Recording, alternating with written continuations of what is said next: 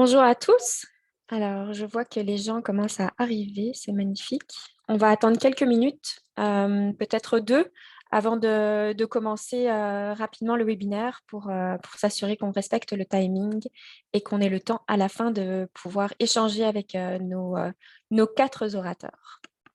Donc, je vais attendre 2 minutes, mais installez-vous. Normalement, vos micros sont coupés et vos caméras aussi, et c'est normal. On va garder cette bonne pratique tout au long du webinaire jusqu'aux séances de questions où là, vous aurez l'occasion d'ouvrir vos micros et d'échanger librement.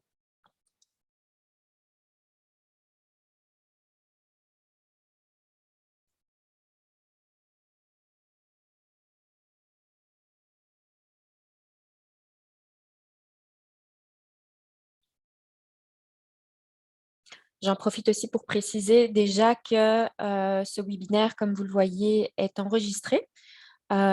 Et toutes les présentations qui vous seront faites ce matin vous seront envoyées aussi, partagées. Comme ça, vous pourrez prendre en note les recommandations, les indications, etc. Et aussi les liens éventuels web pour approfondir certaines informations.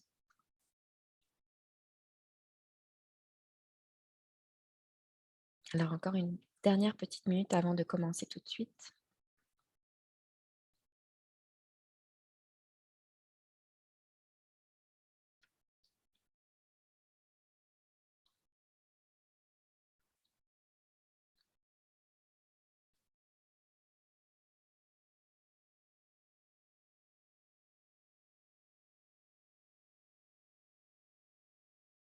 Voilà, je pense qu'on peut y aller. Ce sera l'introduction.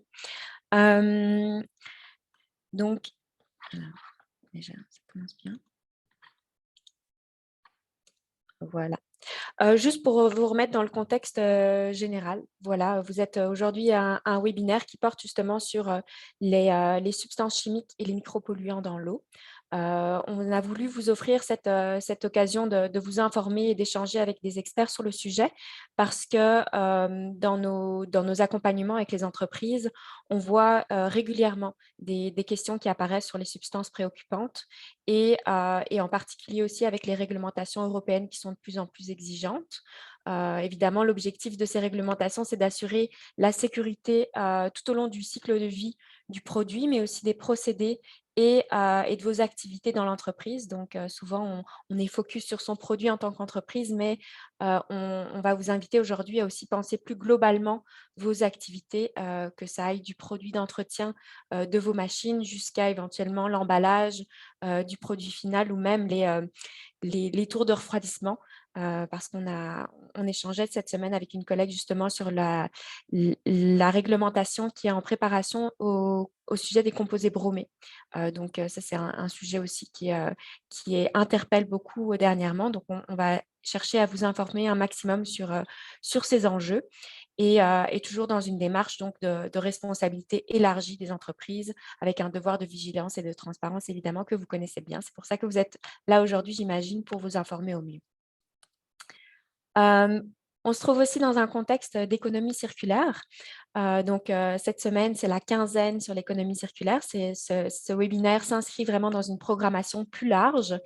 Et je voulais vous rappeler pour commencer ce qu'est l'économie circulaire. Donc, c'est une nouvelle manière de faire. On invite vraiment les entreprises et la société en général à revoir ces pratiques et surtout à repenser ces modes de production, ces modes de transformation de la matière première pour aussi optimiser l'usage de ces produits qui sont si chers et dont l'impact environnemental souvent n'est pas négligeable. Donc aujourd'hui, la présentation va se centraliser sur deux éléments de l'économie circulaire. Donc l'économie circulaire qui est un concept assez large et aujourd'hui, on va surtout vous inviter à repenser vos manières de produire et aussi à voir comment pouvoir donner une nouvelle vie à certaines ressources tout en respectant justement ces réglementations européennes et en pensant avec un mode de pensée holistique sur le cycle de vie des produits. On s'inscrit aussi dans une stratégie wallonne de l'économie circulaire qui s'appelle Circular Wallonia et qui a été lancée en 2021. qui vise vraiment le soutien et le développement de l'économie circulaire en Wallonie. Pour cela, 6 chaînes de valeur prioritaires ont été identifiées, à savoir les emballages plastiques, l'éco-construction, l'eau, les textiles, l'agroalimentaire et la métallurgie. Et en plus de ça, il y a la filière plus transversale de l'économie biosourcée. Donc, pour vous inspirer et vous informer sur l'économie circulaire, comme je le disais, on est en ce moment dans la quinzaine de l'économie circulaire organisée par la cellule de coordination de cette stratégie wallonne. Donc, après la présentation, vous pourrez aller voir la programmation plus complète de cette quinzaine. Et les 3 organisateurs de ce webinaire ce matin sont Greenwind, H2O, le cluster H2O et Valbium, parce que nous portons tous les 3 des casquettes de coordination de chaînes de valeur. Donc, Greenwind pour la chaîne de valeur au niveau de l'éco-construction et les emballages plastiques, le cluster H2O évidemment pour l'eau, et Valbium, c'est la filière transversale de l'économie biosourcée. Et donc, tous les 3, on était vraiment interpellés par cette thématique des substances chimiques et des micropolluants, et on voulait vous offrir un moment d'information et de réflexion sur le sujet. Donc, je vais rapidement passer la parole à nos intervenants experts. Le programme ce matin, ça va être, on va commencer par une présentation sur justement l'état des lieux en Wallonie et l'évolution des réglementations en matière d'eau avec 2 experts du SPW Agriculture, Ressources naturelles et Environnement. Ensuite, on va donner la parole à Monsieur Stéphane Lucas de IBA qui va nous présenter les problématiques et enjeux des PFAS. Étant donné que Monsieur Lucas devra quitter un peu plus tôt le webinaire, on va laisser un moment de questions-réponses en lien directement avec sa présentation juste avant 11 heures. Et ensuite, il devra partir. Et donc, on enchaînera finalement avec Saskia de Essentia qui va nous parler de la réglementation REACH et de l'économie circulaire. Et finalement, on reviendra avec les questions-réponses au sujet de la première présentation et de la troisième présentation. Donc, tout au long de la présentation, en général, envoyez-nous dans le chat vos questions et ma collègue Stéphanie va se charger de les prendre en note pour ensuite les restituer au moment opportun. Si finalement, à la fin des 3 présentations, vous avez encore des questions que vous n'avez pas posées par écrit, les micros seront ouverts et donc là, ce sera le moment d'échanger de vive voix. Voilà. Alors, sans plus attendre, je vais céder la parole à Benoît et Emmanuel. Donc, je vais cesser mon partage d'écran.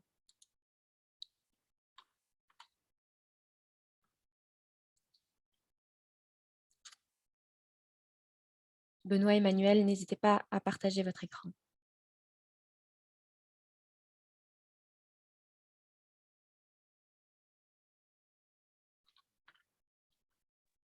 Voilà.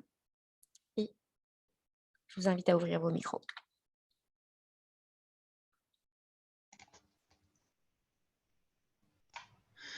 Voilà, on y arrive. Donc, c'est bien affiché là? Oui, c'est parfait. Voilà, donc on va vous parler de l'état des lieux en Wallonie et l'évolution des réglementations en ce qui concerne les micropolluants dans l'eau, que ce soit eau de surface ou souterraine, mais avec plus de détails sur l'eau de surface, vu que c'est en eau de surface que les rejets industriels ont lieu. Donc, tout d'abord, une petite intro. Ensuite, on verra la directive cadre eau qui fête ses 23 ans cette année. Ensuite, la directive NQE pour normes de qualité environnementale. La directive ESO, comme on l'appelle, pour protection des eaux souterraines. Ensuite, le réseau de surveillance wallon et comment on détermine l'état des masses d'eau de surface duquel dépendent les valeurs limites d'émissions qu'on doit imposer aux industries. Je laisse Emmanuel faire l'introduction. Tout à fait, donc merci Benoît et bonjour à tous. Donc tout d'abord, pour commencer au niveau de l'introduction, on va vous présenter un petit peu l'organisation un peu du département dans lequel nous travaillons, Benoît et moi-même, par rapport en fait à toutes les activités au niveau du SPW ARNE. Donc, comme vous le voyez, en fait, Benoît et moi faisons partie en fait du département de l'environnement et de l'eau, communément appelé chez nous le DEE. Et donc, en fait, ce département élabore et met en œuvre le suivi des politiques et réglementations en matière d'eau, d'environnement et de relations entre l'agriculture et l'environnement. Et donc, à ce titre, ce département a une expertise et une maîtrise des risques relatifs aux sites Céveso, aux mines, au sous-sol, à la qualité des eaux et à la pollution sonore. Donc, comme vous voyez, en fait, ce département est articulé donc, au sein de différentes directions et cellules transversales. Et donc, au niveau de Benoît et moi-même, donc, nous sommes rattachés au niveau des directions de l'eau, qui sont décomposées en deux parties, l'eau souterraine et l'eau de surface. Et donc, de notre côté, donc, nous avons des scopes particuliers au niveau de la DSU, donc la direction des eaux de surface. Donc, Benoît, si tu veux afficher bien la deuxième slide sur la partie DSU.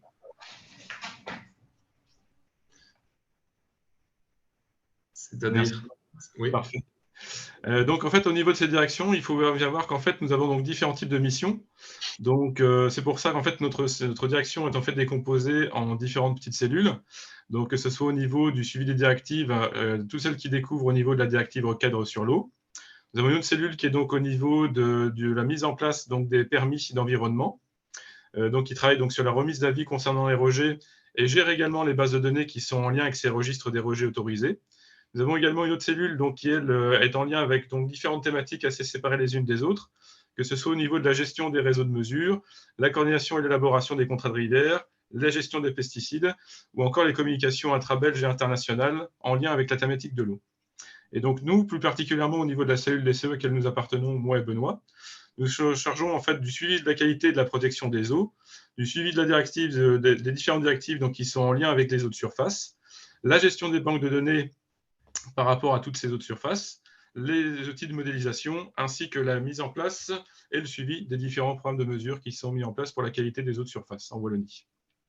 Et donc, par rapport en fait à cette thématique-ci, donc nous allons donc parler dans le cadre de ce webinaire par rapport à tout ce qui est donc thématique particulière des micropolluants au niveau donc des eaux de surface.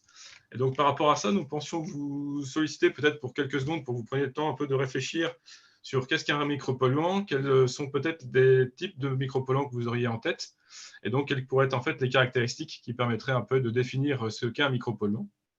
Et donc, on pense au début vous laisser un petit peu de temps, mais c'est vrai qu'effectivement, vu que nous avons un planning assez serré, je pense que nous pouvons directement en fait vous parler un peu donc des micropolluants. Donc, je pense que Benoît, tu peux directement passer à la slide suivante. Oui. Ouais.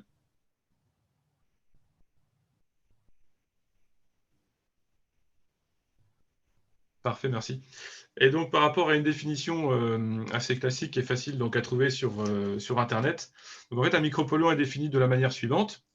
Donc, c'est en fait une substance minérale, biologique, organique, radioactive, qui est donc polluante et donc altérogène biologique, physique ou chimique, et qui présente des concentrations, qui est présente donc dans des concentrations très faibles dans l'eau, qui est donc soit de l'ordre du microgramme ou du nanogramme par litre, dans l'air ou dans le sol. Ce sont aussi des substances qui peuvent avoir donc des actions toxiques ou écotoxiques pour toutes les parties des organismes ou de l'écosystème. Donc, au niveau des différentes choses à retenir par rapport à une substance polluante, par rapport à un micropolluant, c'est donc que c'est une substance polluante, donc qui a une action toxique sur l'écosystème, qui est présente donc dans des concentrations faibles dans l'eau, de l'ordre du microgramme ou du nanogramme, comme nous venons de le dire, que ce soit dans l'eau, l'air ou le sol. Et donc, au niveau de ces substances polluantes, il faut bien voir aussi qu'elles se dispersent donc dans le milieu liquide, avec parfois des impacts très importants. Et donc, au niveau des différents exemples, nous allons vous en présenter quelques-uns dans la slide qui suit.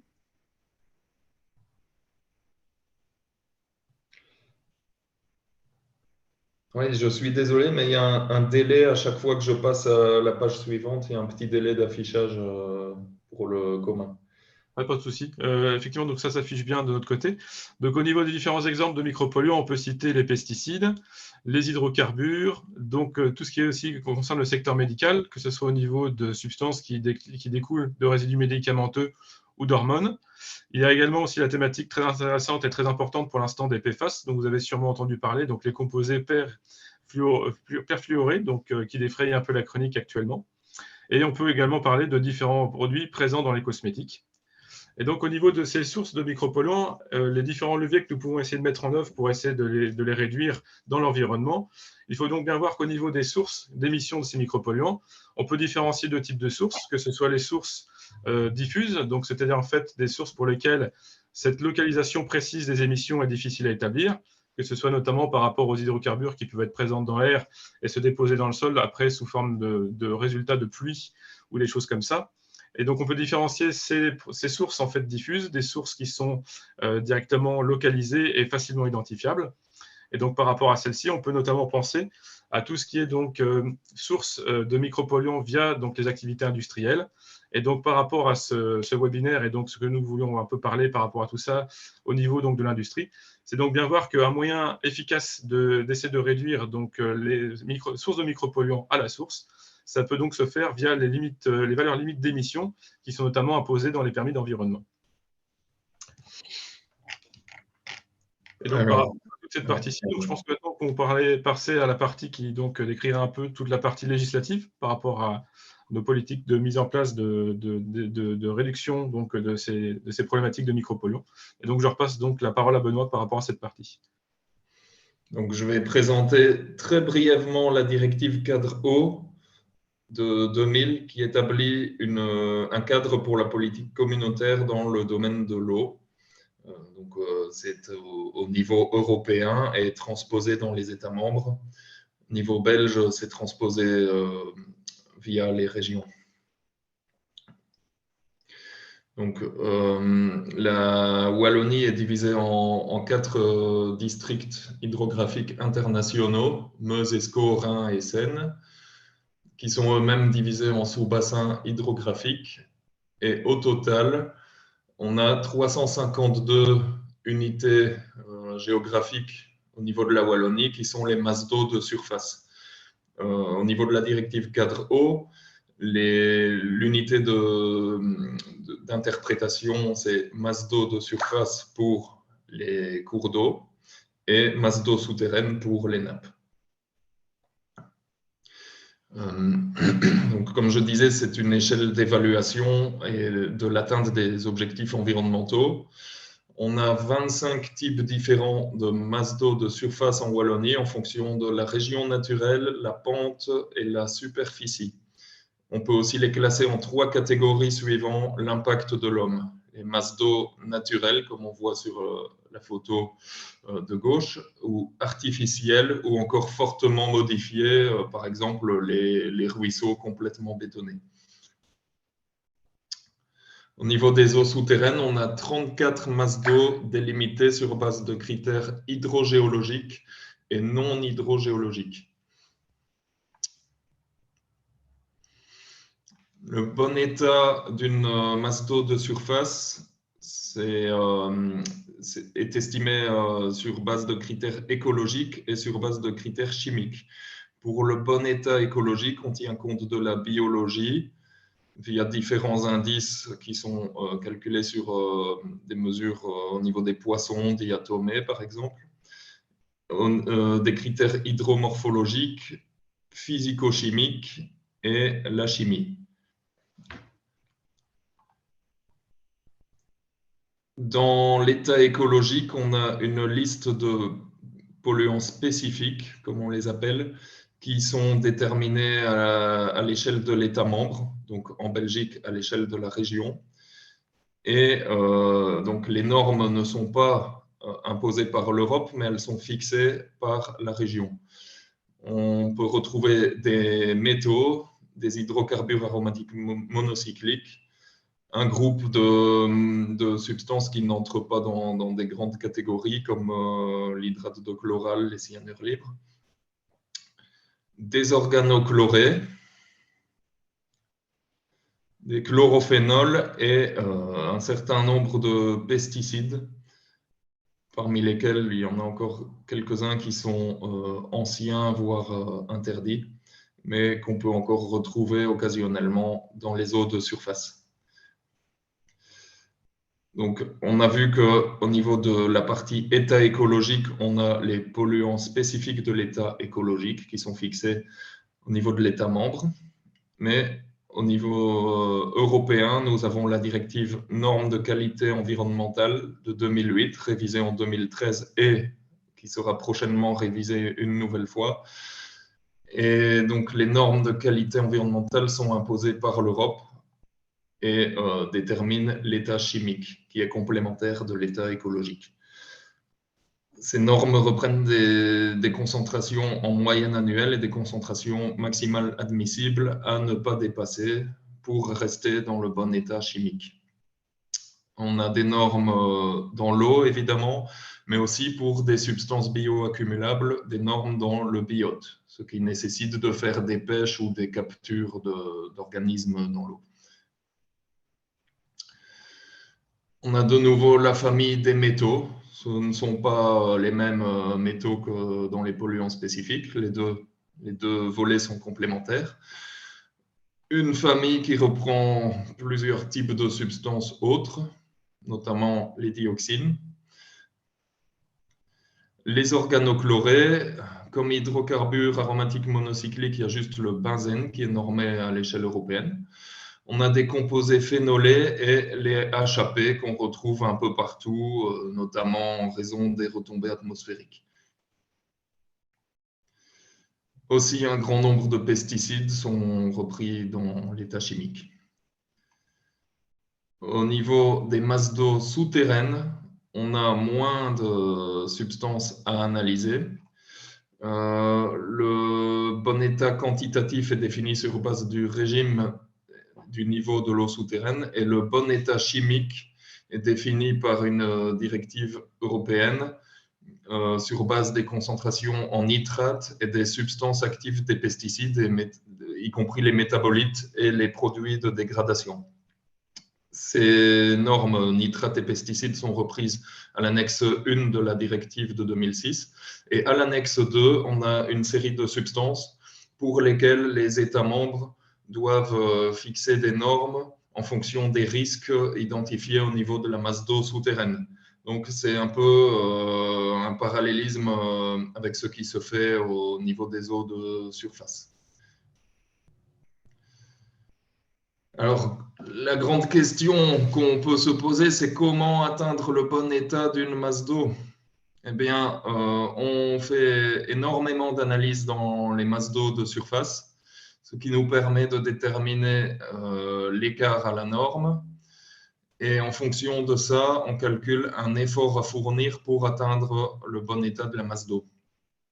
Ensuite, on identifie les pressions, donc les pressions qui viennent de l'agriculture, l'industrie et la population. Et on attribue à chaque force motrice de ces pressions une partie de l'effort à réaliser. Dans le cadre des projets de gestion des districts hydrographiques, on élabore alors un scénario d'atteinte du bon état qui contient une série de mesures. Et ensuite, ce scénario est adapté suivant la capacité à payer des secteurs, donc industrie, épuration publique, agriculture. On fait une analyse coût-bénéfice et sur base de ça, on élabore le scénario retenu qui sera proposé à la Commission européenne. Dans ce scénario retenu, il y a la liste des mesures retenues. Et parmi ces mesures, comme disait Emmanuel en introduction, ce qui concerne particulièrement l'industrie, c'est la révision de valeurs limites d'émissions dans les permis d'environnement. Ensuite, les plans de gestion sont soumis à l'enquête publique et envoyés à l'Europe.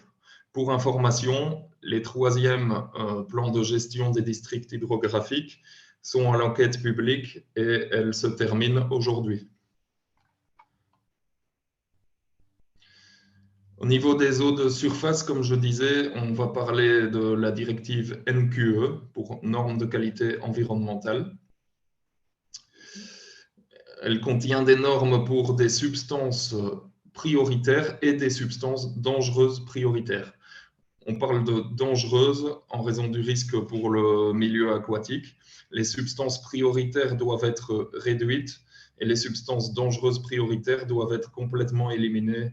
Donc, les rejets et les pertes doivent être supprimés progressivement.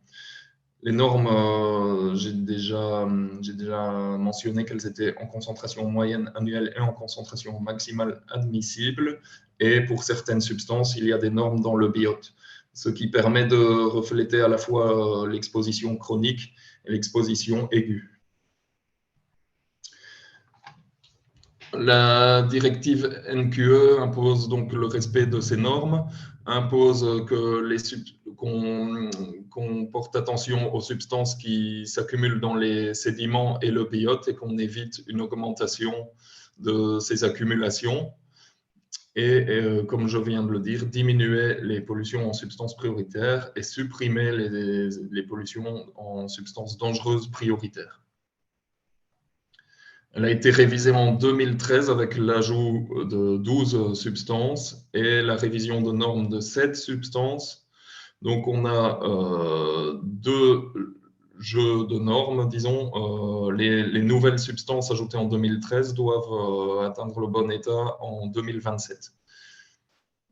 La révision de 2013 met en place aussi une liste de vigilance européenne qu'on appelle communément watchlist, qui reprend 10 substances ou groupes de substances pour lesquelles on doit collecter des données au niveau européen, donc dans chaque État membre. Ce sont des substances émergentes qui, en fonction des résultats de la liste de vigilance, vont être normées ou pas par l'Europe. Dans la révision qui a été publiée le 26 octobre 2022, enfin, je dirais, c'est une proposition de révision qui est en discussion actuellement au sein des États membres. La Commission propose d'ajouter 24 substances plus un groupe de 24 perfluorés, per ou polyfluorés, les PFAS. On n'a pas encore de calendrier arrêté, mais tout ça sera négocié au courant de 2024 probablement. La directive eau souterraine date de 2006. Elle répartit les critères d'évaluation dans 2 annexes, comme j'ai brièvement expliqué. Donc, on a en annexe 1 des normes européennes pour les nitrates et pesticides. En annexe 2, des normes, des substances complémentaires dont les normes sont affixées par les États membres. Les États membres doivent respecter ces normes et ces valeurs seuils et éviter une détérioration de la qualité de l'eau au niveau des captages, ainsi que prévenir et limiter les concentrations préjudiciables en polluants nocifs pour protéger l'environnement et la santé humaine. En octobre 2022, il y a eu donc une proposition de révision au niveau de la directive 4eau, de la directive NQE et aussi au niveau de la directive eau souterraine, avec l'ajout de 2 substances pharmaceutiques en annexe 1, la somme de toutes les substances pharmaceutiques avec une norme de qualité globale, ainsi que tous les métabolites non pertinents de pesticides. On parle de non pertinent, pas parce que c'est moins pertinent à analyser, mais parce que les métabolites pertinents sont déjà normés. Et ici, on ajoute les non pertinents. On parle de pertinent quand la toxicité est proche de celle de la substance active et de non pertinent quand c'est un métabolite moins toxique. On ajoute aussi le groupe de 24 PFAS à analyser au niveau de l'eau souterraine. Et en annexe 2, il y a l'ajout de la primidone. Et alors, la nouveauté au niveau de l'eau souterraine, c'est l'introduction d'une liste de vigilance comme celle qui existe depuis 2013 pour l'eau de surface. Maintenant, je vais repasser la parole à Emmanuel pour la suite de notre présentation à propos du réseau de surveillance wallon et de comment on établit l'état des masses d'eau de surface un peu plus en détail que ce que j'ai présenté en théorie. Merci Benoît. Oui, donc par rapport au réseau de surveillance wallon, donc il faut savoir qu'en fait nous avons 2 réseaux en fait d'analyse qui sont en place donc au niveau du territoire wallon. Donc j'attends que la partie sur le premier réseau, voilà, le voici. Donc de surveillance qui est vraiment en fait le réseau principal sur lequel nous basons pour établir donc l'état chimique et écologique des masses d'eau en Wallonie. Donc c'est le réseau qu'on nomme Aquafic. Donc il s'agit en fait d'un réseau relativement dense en fait de points de prélèvement, en fait. Donc, c'est ça, en fait, qu'on appelle une station de prélèvement, en fait, à ce niveau-là. Donc, une station qui peut être de différents types. Que, comme vous le voyez, en fait, on peut classer ces stations sous différentes catégories. Donc, ce soit des stations de surveillance, qui sont vraiment les stations, en fait, principales sur lesquelles nous nous basons pour avoir une idée globale et générale de l'état des eaux en Wallonie. Donc, c'est aussi ces stations-ci qui nous permettent, parce qu'elles sont prélevées vraiment de manière très fréquente, donc de manière mensuelle, d'avoir ainsi un reflet sur l'évolution en fait à long terme des concentrations des différents paramètres analysés sur ces stations. Donc, ainsi avoir une bonne connaissance de l'état général donc des eaux de surface en Wallonie. Et donc, par rapport à ça, en fait, on peut introduire d'autres types de stations. Donc, en fait, j'avais effectivement mentionné les stations opérationnelles et additionnelles, mais il faut savoir que cette frontière entre ces deux types de stations est quand même extrêmement étroite. Et donc, en fait, par rapport à ces stations-ci, elles sont essentiellement mises en fait, sur des masses d'eau particulières qui sont identifiées comme risquant en fait, de ne pas atteindre les bons états au niveau écologique ou chimique. Et donc, au niveau des stations additionnelles, celles-ci sont à un caractère beaucoup plus particulier, puisqu'elles sont situées vraiment, notamment dans des zones protégées, donc que ce soit des zones Natura 2000, au niveau des points de captage d'eau, ou notamment par rapport à des zones de production d'eau potable. Et donc, par rapport à ce réseau, qui est uniquement basé donc, sur des prélèvements en, fait, en eau de surface, nous avons également donc, des choix de stations par rapport à des pêches en fait, qui sont réalisées par rapport à des organismes aquatiques, donc histoire d'évaluer un peu les concentrations de différents micropolluants problématiques qui seraient analysés donc, dans la muscle ou dans la chair de ces animaux. Et donc pour cela, en gros, nous faisons à peu près une 60aine de stations qui sont échantillonnées par an. Et donc par rapport à ce réseau-ci, donc, nous avons un second réseau en fait, qui complète un peu ce réseau-ci, mais qui est un réseau qui va bientôt s'afficher devant vos yeux. Voilà, qui est donc en fait un réseau d'alerte qui est donc composé de stations d'analyse et d'échantillonnage. Et celui-ci en fait fonctionne vraiment en permanence en fait sur le territoire wallon. Et donc composé de 11 stations qui sont donc localisées de manière à surveiller en continu la qualité des eaux de surface en Wallonie, détecter les accidents de pollution. Et également, comme vous pouvez le voir ici sur la photo à gauche, vous avez donc un échantillonneur qui équipe en fait l'ensemble des différentes stations de ce réseau-ci. On est ainsi capable de disposer d'échantillons provenant de différents sites afin de localiser de manière la plus précise possible l'origine de différents accidents de pollution. Et donc, par rapport à la suite, vous allez avoir donc une carte en fait qui vous présentera un peu l'entièreté en fait des paramètres qui sont analysés sur ces différentes stations. Donc le voici.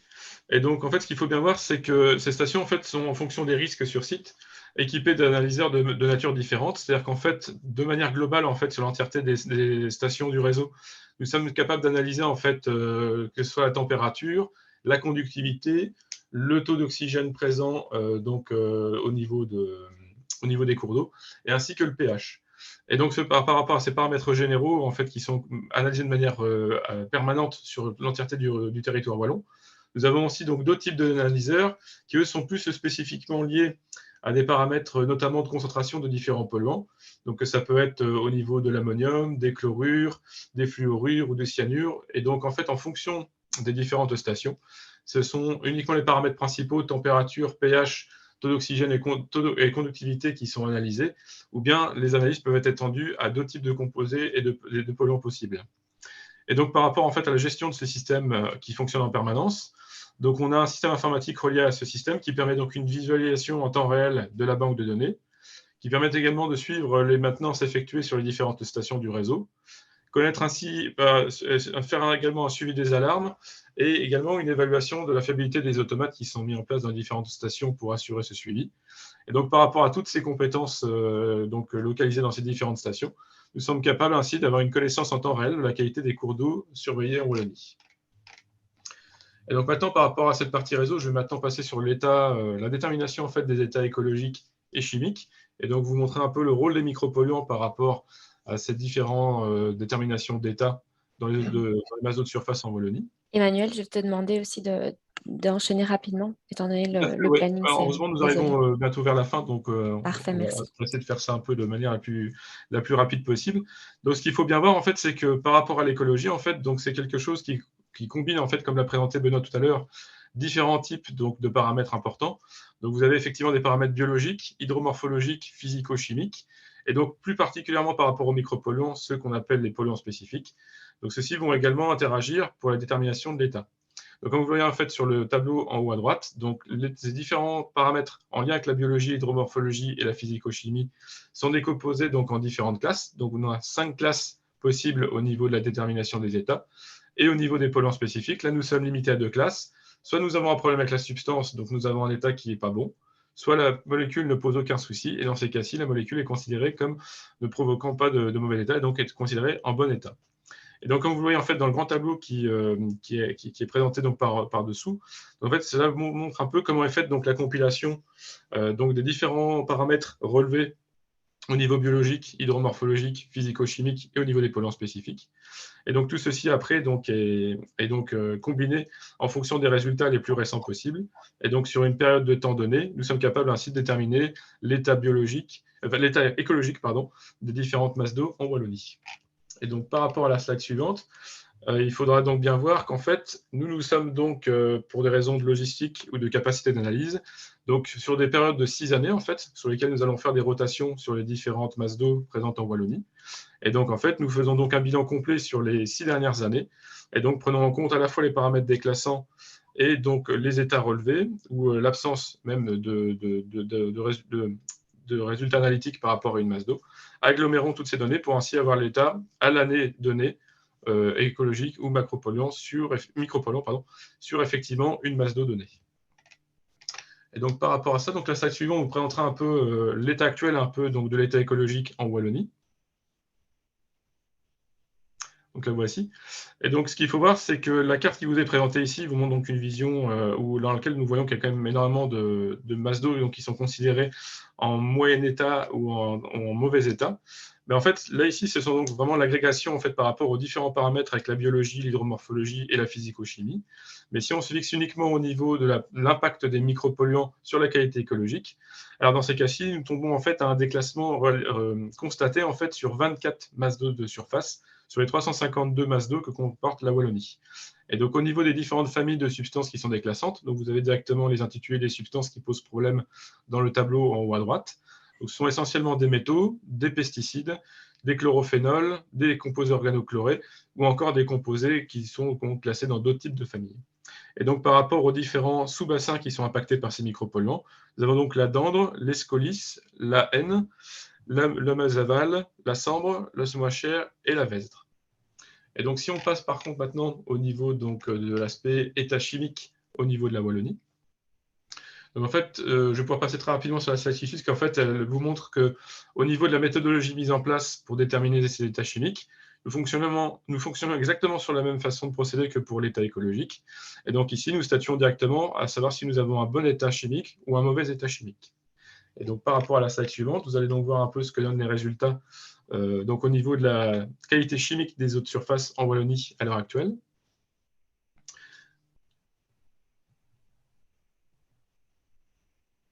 Et donc, voici. Donc, vous voyez qu'en fait, nous avons effectivement des états chimiques qui sont considérés donc, comme mauvais au niveau de l'entièreté des masses d'eau de surface en Wallonie. Parce qu'en fait, nous avons donc des problèmes identifiés au niveau du mercure et donc des polybromo-diphényléthaires constatés donc au niveau des biotes, pour lesquels en fait tous les résultats d'analyse en fait sont mauvais.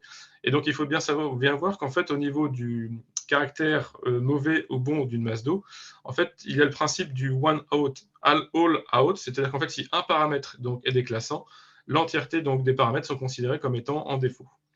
Et donc, en fait, par rapport à ça, donc, on peut voir qu'il y a vraiment toute une quantité très importante donc, de micropolluants qui peuvent poser problème, de type métaux, composés phénolés, organochlorés, la famille des HAP, les pesticides, et donc encore d'autres types de micropolluants qui sont incorporés ici. Et donc ici, en fait, ce qu'il faut bien voir, c'est qu'on vous a montré l'entièreté des micropolluants posant problème en Wallonie. Mais en fait, la directive cadre eau en fait, permet d'isoler en fait, les molécules qui sont considérées comme bioaccumulables, toxiques et permanentes. Et donc, par rapport à celle-ci, il est capable de soustraire en fait ces molécules qui sont la plupart du temps issues de sources diffuses pour avoir un état qui est peut-être plus réaliste et plus représentatif vraiment de la réalité sur le terrain au niveau de la Wallonie. Et donc, la carte suivante vous montre un peu donc l'état donc, des masses d'eau en Wallonie sans effectivement ces molécules qui sont persistantes, bioaccumulables et toxiques. Et donc dans ces cas-ci, nous voyons qu'il y a vraiment une bonne quantité en fait de masses d'eau qui passent alors en bon état, puisqu'effectivement les déclassements constatés des masses d'eau ne concernent plus désormais que 85 masses d'eau sur l'entièreté de 352 masses d'eau qui sont analysées en Wallonie. Et donc par rapport à ça, donc, vous voyez qu'effectivement il y a donc différents types de micropolluants qui posent souci. Et donc au niveau des biotes, nous avons essentiellement un seul micropolluant qui pose problème. Et donc voici un peu donc la situation en Wallonie, et je pense que nous avons à mon avis fait le tour par rapport à tout ce que nous avions à vous présenter aujourd'hui. Donc il ne me reste plus qu'à vous remercier pour votre attention, et donc je pense, si j'ai bien compris, que si vous avez des questions, elles nous seront donc adressées par rapport à la deuxième période de ce webinaire, si j'ai bien suivi. Tout Merci à à vous. fait. Merci beaucoup, Emmanuel et Benoît. Et Oui, on va pouvoir passer la parole directement à Stéphane. Et donc, gardez vos questions concernant la première présentation pour la fin du webinaire.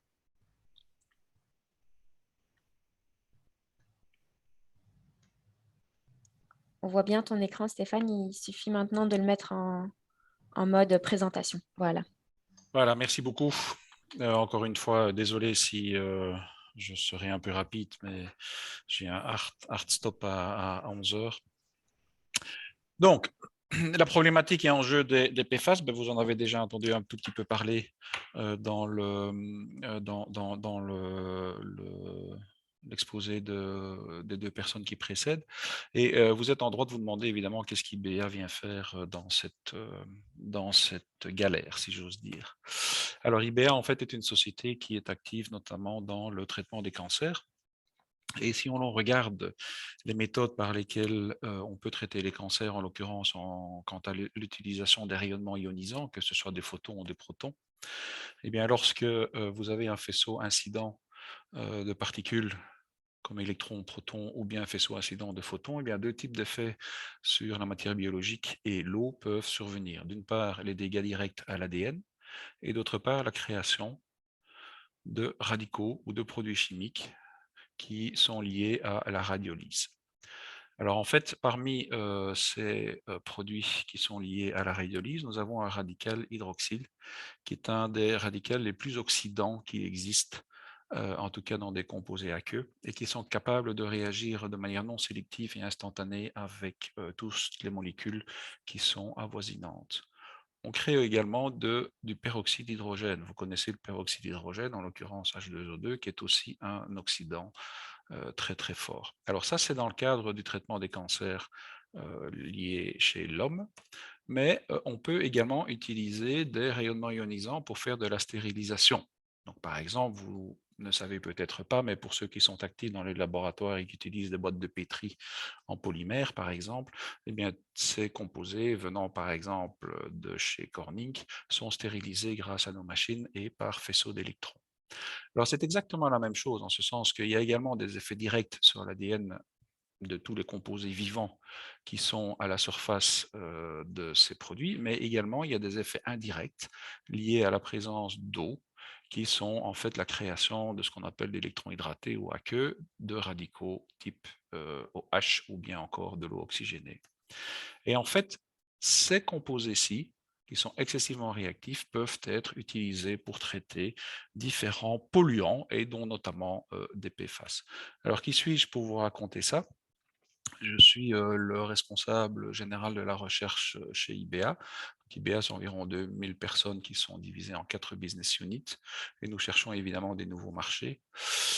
Et les applications environnementales des accélérateurs, c'est quelque chose qui nous intéresse. Je suis également professeur à l'Université de Namur. De background, je suis un physicien, sciences des matériaux. Et j'ai également créé une société qui s'appelle Innovative Coating Solutions. Et si vous voulez me contacter dans le cadre de l'utilisation des faisceaux d'électrons pour pouvoir traiter des micropolluants, eh bien voici mon adresse email. Alors de quoi parle-t-on en l'occurrence concernant les PFAS et est-ce que c'est quelque chose qui est connu? Eh bien oui, si vous avez vu le film Darkwater par exemple, vous avez dû probablement en entendre parler. Mais il existe des publications dans des journaux tout à fait génériques, comme The Guardian par exemple, qui en parlent de manière à alerter la population. Alors, c'est quoi un PFAS? Un PFAS, c'est finalement quelque part un polymère, une longue chaîne carbonée, où vous avez ici des carbones, avec des composés ou en tout cas un atome de fluor attaché par simple liaison à chacun des carbones. Alors, ces chaînes peuvent être plus ou moins longues, et la longueur de ces chaînes, en fait, est quelque part représentatif de la dangerosité de ces composés. Et enfin, elles se terminent par différents types de groupements hydroxyde ou bien oxygène, ou encore CF3.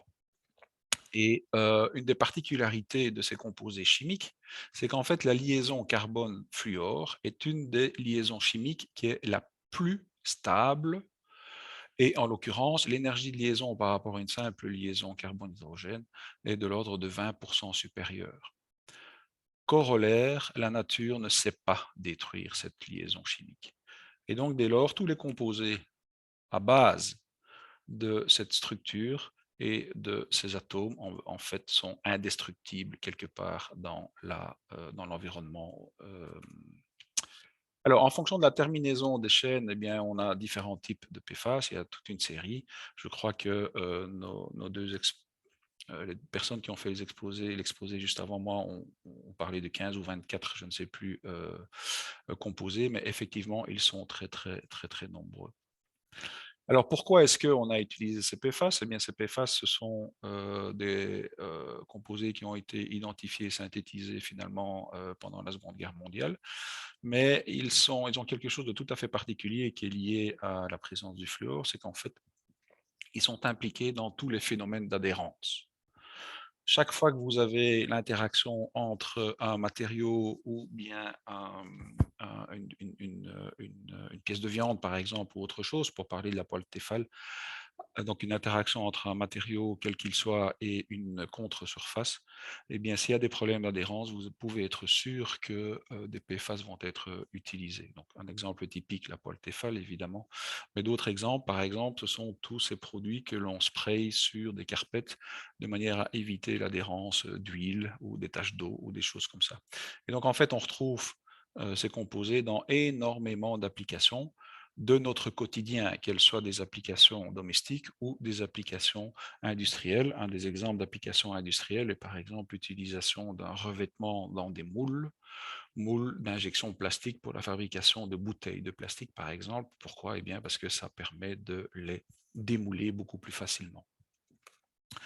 Alors corollaire, comme on les retrouve un peu partout, que ce soit des sources domestiques ou des sources industrielles, eh bien forcément, on va aussi également les retrouver par exemple dans des boues, dans des sols, mais également dans des cours d'eau et forcément dans des nappes phréatiques et autres. Alors, si on les retrouve un peu partout, ça veut aussi dire que quelque part on est exposé à ces produits et on peut les ingérer. Et ça a énormément d'implications, puisqu'en fait, le corps humain ne sait pas les détruire et les excréer très, très difficilement. Ça peut avoir des implications en ce qui concerne la reproduction, en ce qui concerne l'induction de cancer, en ce qui concerne des dommages définitifs, comme par exemple à différents organes comme le foie ou d'autres. On a déjà vu également l'induction de cancer du sein, des problèmes thyroïdaux, etc., etc. Alors, est-ce que c'est quelque chose dont on parle, mais est-ce que ça ne nous concerne pas? Eh bien, si, cela nous concerne. Donc, voici ici une étude qui avait été réalisée dans Le Monde en février 2023, si ma mémoire est correcte, où vous voyez à chaque point rouge des concentrations en PFAS détectées par différentes techniques, plus ou moins sensibles. Donc, vous voyez en réalité qu'en Europe, eh bien, on est pas mal couvert. Alors, est-ce qu'il existe également des PFAS en Belgique? Eh bien, l'intervention précédente a montré que c'est quelque chose que l'on surveillait, mais il y a également des rapports européens, comme l'Agence européenne dans l'environnement, qui indiquent que déjà en 2006, en fait, on a détecté des PFAS dans l'eau à boire et alentour de sites industriels en Belgique, en l'occurrence, et notamment dans la région d'Anvers. Alors, qui est concerné par les PFAS au-delà des consommateurs, évidemment? Bien, il y a différents types d'acteurs, de stakeholders, comme on dit chez nous. Il y a évidemment des acteurs publics, Donc, par exemple, tous les acteurs qui sont liés à la mise en place de stations d'épuration, par exemple, ou la mesure de la qualité d'eau. Il y a également des acteurs qui sont privés, et comme par exemple des sociétés qui utilisent ces produits et qui, bon an mal an, en rejettent dans l'environnement. C'est une des difficultés en fait de ce dossier, c'est qu'en fait, en fonction, pour nous en tout cas société, c'est que si nous avons une méthode de traitement très efficace, eh bien, on doit discuter, parler, négocier avec des acteurs qui n'ont pas forcément le même point de vue ou en l'occurrence la même finalité. Un des exemples typiques, c'est que vous allez voir, nous avons une technique de destruction de PFAS à proposer. Et une question typique qui revient, c'est combien ça coûte? Alors, quand on pose la question combien ça coûte, c'est toujours un peu touchy parce que, évidemment, si vous ne considérez que le traitement classique de l'eau au mètre cube tel que l'on le connaît au jour d'aujourd'hui, il est possible qu'une technique soit plus chère. Maintenant, si vous intégrez le coût, par exemple, de la santé publique, réduction d'induction de cancer et autres, dans ce cas-là, ça coûte forcément pas grand-chose par rapport à l'implication au niveau de la santé publique.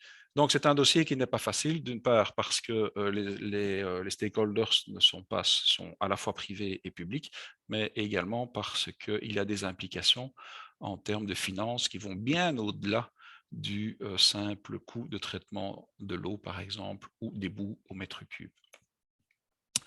Alors, à l'heure actuelle, il n'y a pas grand-chose en termes de normes.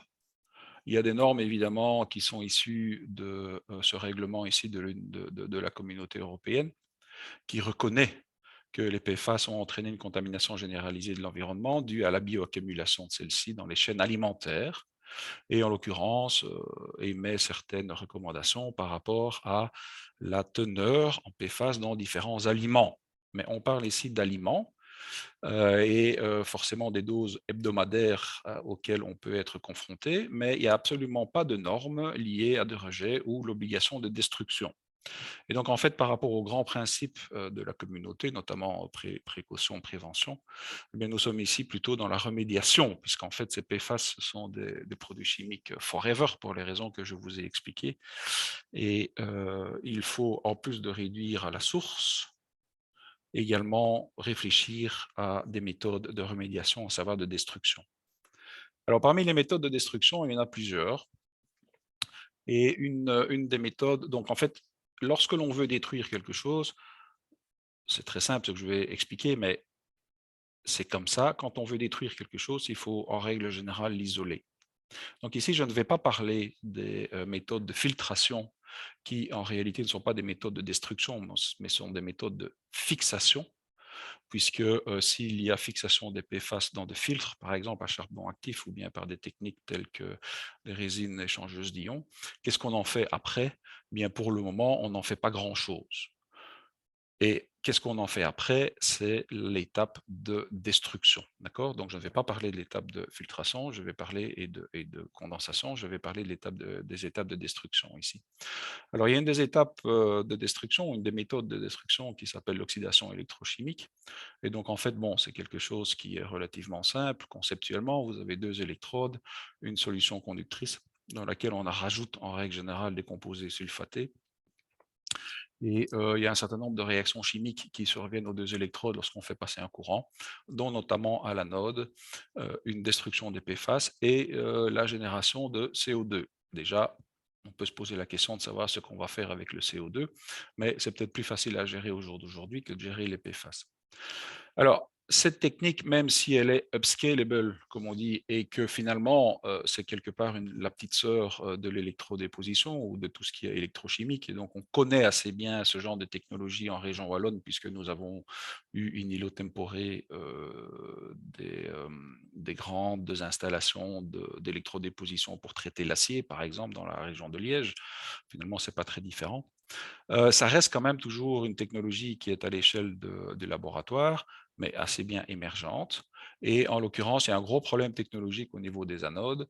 Vous voyez ici, ces anodes en fait se détruisent et à l'heure actuelle, la littérature regorge d'articles scientifiques qui parlent de l'utilisation de diamants de manière à être neutre, non attaqué, mais forcément dopé, puisqu'en fait, il faut que le courant passe, et ou des composés à base de titane ou d'oxyde de titane, mais qui sont sous-stoichiométriques. Et ces électrodes, en fait, coûtent excessivement cher et sont très difficiles à obtenir à grande échelle. En plus, ce procédé est uniquement dédicacé forcément au traitement des PFAS dans l'eau. Alors, d'une manière générale, comme je l'expliquais par rapport à la filtration, c'est que cette technologie, si elle existe, elle est toujours couplée avec une technique basée sur des résines échangeuses d'ions, la nanofiltration ou bien la filtration par membrane. Donc voici ici un exemple qui est donné dans un article scientifique où on voit qu'avant le traitement par électrochimique, il y a toute une série d'étapes en fait, qui ont lieu d'isoler finalement les PFAS. Alors, une des grandes driving forces aux États-Unis, c'est quoi?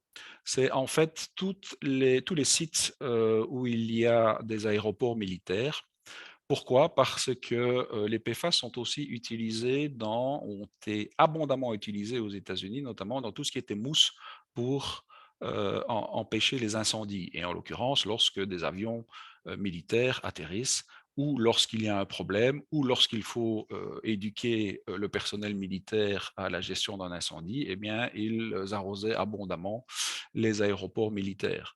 Corollaire, leurs terrains sont super pollués. Corollaire, le département de la Défense finance aujourd'hui énormément de recherches aux États-Unis quant aux méthodes de destruction des PFAS. Alors, si on regarde ici, un exemple qui a été réalisé sur une base aérienne dans le cadre de l'Ohio. Vous voyez ici les concentrations des différents PFAS obtenus après l'application de ce type de traitement. Eh bien oui, dans certains cas, ils peuvent être en dessous de la limite autorisée par les États-Unis quant à l'eau potable, mais il y en a certains pour lesquels, il y a certains PFAS pour lesquels en fait ça ne marche pas.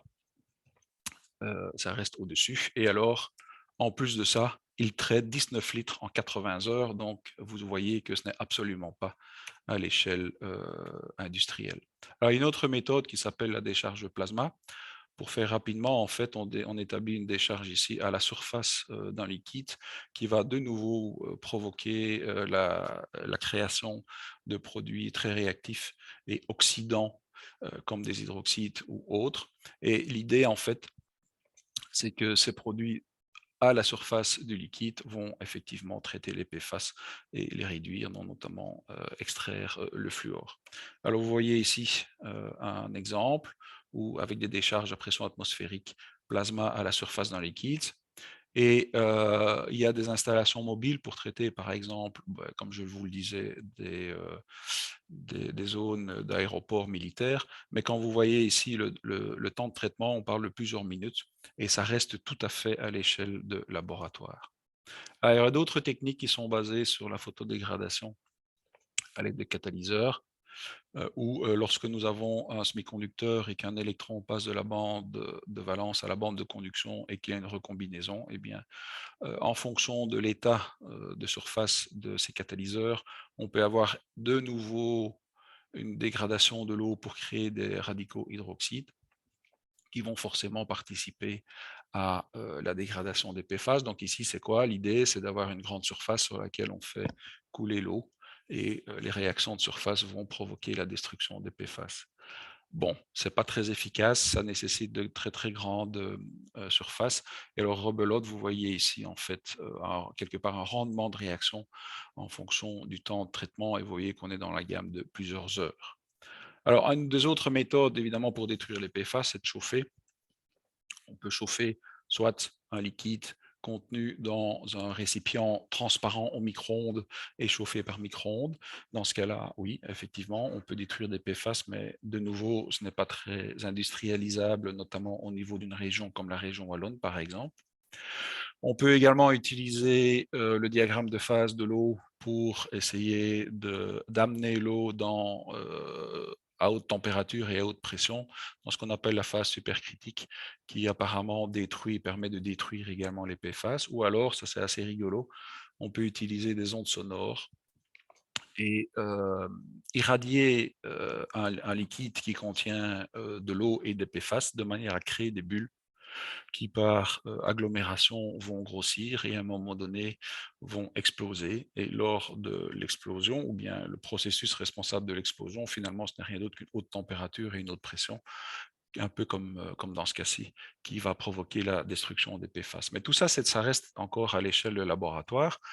Alors, si maintenant on parle des boues, évidemment, on peut toujours les incinérer, ça c'est clair, nous avons des incinérateurs en Europe, ou en tout cas en particulier en Belgique. Le problème, c'est qu'en fait, l'incinération, on n'est jamais certain que l'on traite la quasi-totalité des produits et on peut oxyder les PFAS, mais également réduire leur longueur, mais les relâcher tels quels dans l'atmosphère et ça ne va pas forcément nous aider.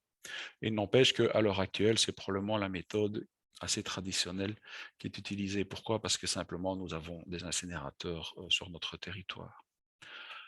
Alors, ceci dit, il y a des études qui montrent que, par exemple, à proximité d'incinérateurs, comme ici en 2020, il y a eu des prélèvements dans les sols qui montrent des niveaux de PFAS très élevés dans les sols et dans l'eau à proximité d'un incinérateur. Et ce sont les raisons pour lesquelles aux États-Unis, à l'heure actuelle, l'incinération de produits qui contiennent des PFAS est en fait interdite. Alors, il y a une autre méthode qui n'est pas très décrite dans la littérature, mais que nous connaissons très bien chez Ion Beam Application, qui est l'utilisation de faisceaux d'électrons. Et je terminerai mon exposé par cela. En fait, lorsque vous prenez un récipient d'eau et que vous l'utilisez et que vous l'irradiez avec des électrons, vous avez un tas de produits de réaction qui sont créés, comme vous voyez ici dans cette équation chimique, en l'occurrence des radicaux hydroxyles, de nouveau, de l'eau oxygénée, des électrons dits aqueux, ainsi que de l'hydrogène.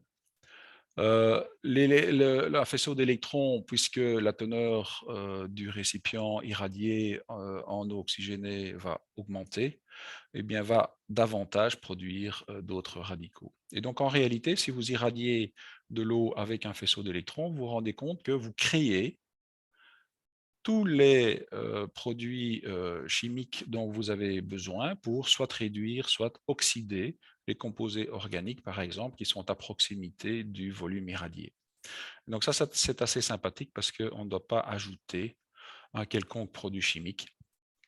Et donc c'est pour ça que nous clamons en réalité que, en dehors du fait que l'énergie est nécessaire, eh bien quelque part c'est un procédé durable. Alors, il y a des calculs qui existent, qui se trouvent dans la littérature et que nous faisons également en interne, qui sont basés essentiellement sur le traitement des produits à stériliser, par exemple, mais également sur des essais décrits dans la littérature sur la destruction des PFAS par faisceau d'électrons. Et il est indiqué que pour l'eau, si une dose de 3 kg, peu importe, c'est simplement une dose de radiation absorbée par 1 kg d'eau, eh bien, si cette dose de radiation est assez pour pouvoir créer tous ces produits et forcément détruire les PFAS, eh bien, on pourrait traiter environ 1000 mètres cubes par jour. Nous sommes ici dans le cadre d'une utilisation d'une technologie qui est déjà mature industriellement, mais qui n'est pas encore utilisée pour cette application, en tout cas pas de manière industrielle.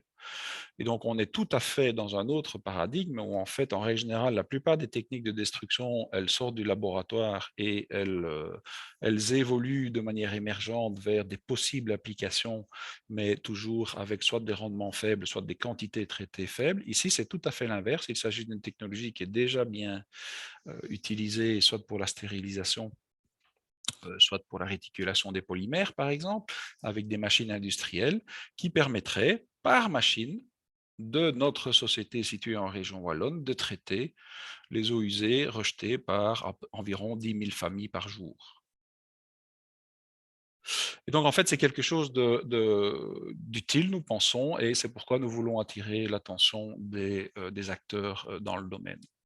Alors, les faisceaux d'électrons, c'est connu pour traiter un certain nombre de choses, pas uniquement les PFAS, on peut retirer les bromates ou traiter les bromates, on peut aussi traiter des liquides qui contiennent des bactéries ou des pathogènes, on retire les composés organiques, également les composés volatiles, on détruit les antibiotiques, on détruit des composés pharmaceutiques et des produits personal care, et également des hydrocarbones ou des hydrocarbures. Donc, au-delà des PFAS, un faisceau d'électrons peut en fait avoir énormément d'applications si on pense à l'utilisation de ce type de technologie. Voilà, je vais m'arrêter ici. J'espère vous avoir dressé une vue un peu globale des différentes techniques qui sont en concurrence au faisceau d'électrons. Et sachez que c'est quelque chose de très prometteur et dans lequel nous voulons absolument nous lancer quant à la détermination de ce nouveau marché. Si vous avez n'importe quelle question, voici mon adresse email. Merci beaucoup, Stéphane. Je vais juste demander à Stéphanie si on a reçu des questions brûlantes au sujet des PFAS qui pourraient être posées avant que Stéphane doive quitter le Je ne webinaire. vois pas Stéphanie. de questions dans la discussion. Je ne sais Ok. pas si toi tu en vois, Parfait. mais moi j'ai j'avais une juste petite question, si je peux. Ah, oui, est-ce que si quelqu'un veut réagir Vas-y, directement, Stéphanie, je prendrai après toi. Allons-y si vous voulez bien, parce que je suis déjà en retard. Donc, de façon concrète, les PFAS étant partout, concrètement, qu'est-ce que les entreprises peuvent faire pour limiter leur rejet de PFAS? Donc, en fait, dans le cadre de l'économie circulaire, évidemment, c'est bien réfléchir à voir s'il n'y a pas de substituts qui n'ont pas d'incidence sur l'environnement, ça c'est évident. Mais au-delà de ça, il y a des systèmes de filtration qui permettent de les immobiliser. Et ensuite, la question qui se pose, c'est que fait-on avec ces déchets? C'est un petit peu comme des déchets nucléaires, hein, en toute honnêteté, c'est que si c'est pour aller les enfouir, ça ne sert pas à grand-chose. Et alors, il existe des techniques de destruction qui peuvent être installées sur le site de ces entreprises. Maintenant, il faut voir la taille de l'entreprise et la quantité produite. Et effectivement, la technologie par faisceau d'électrons est une des technologies possibles, mais qui s'applique essentiellement dans le cadre de grands volumes.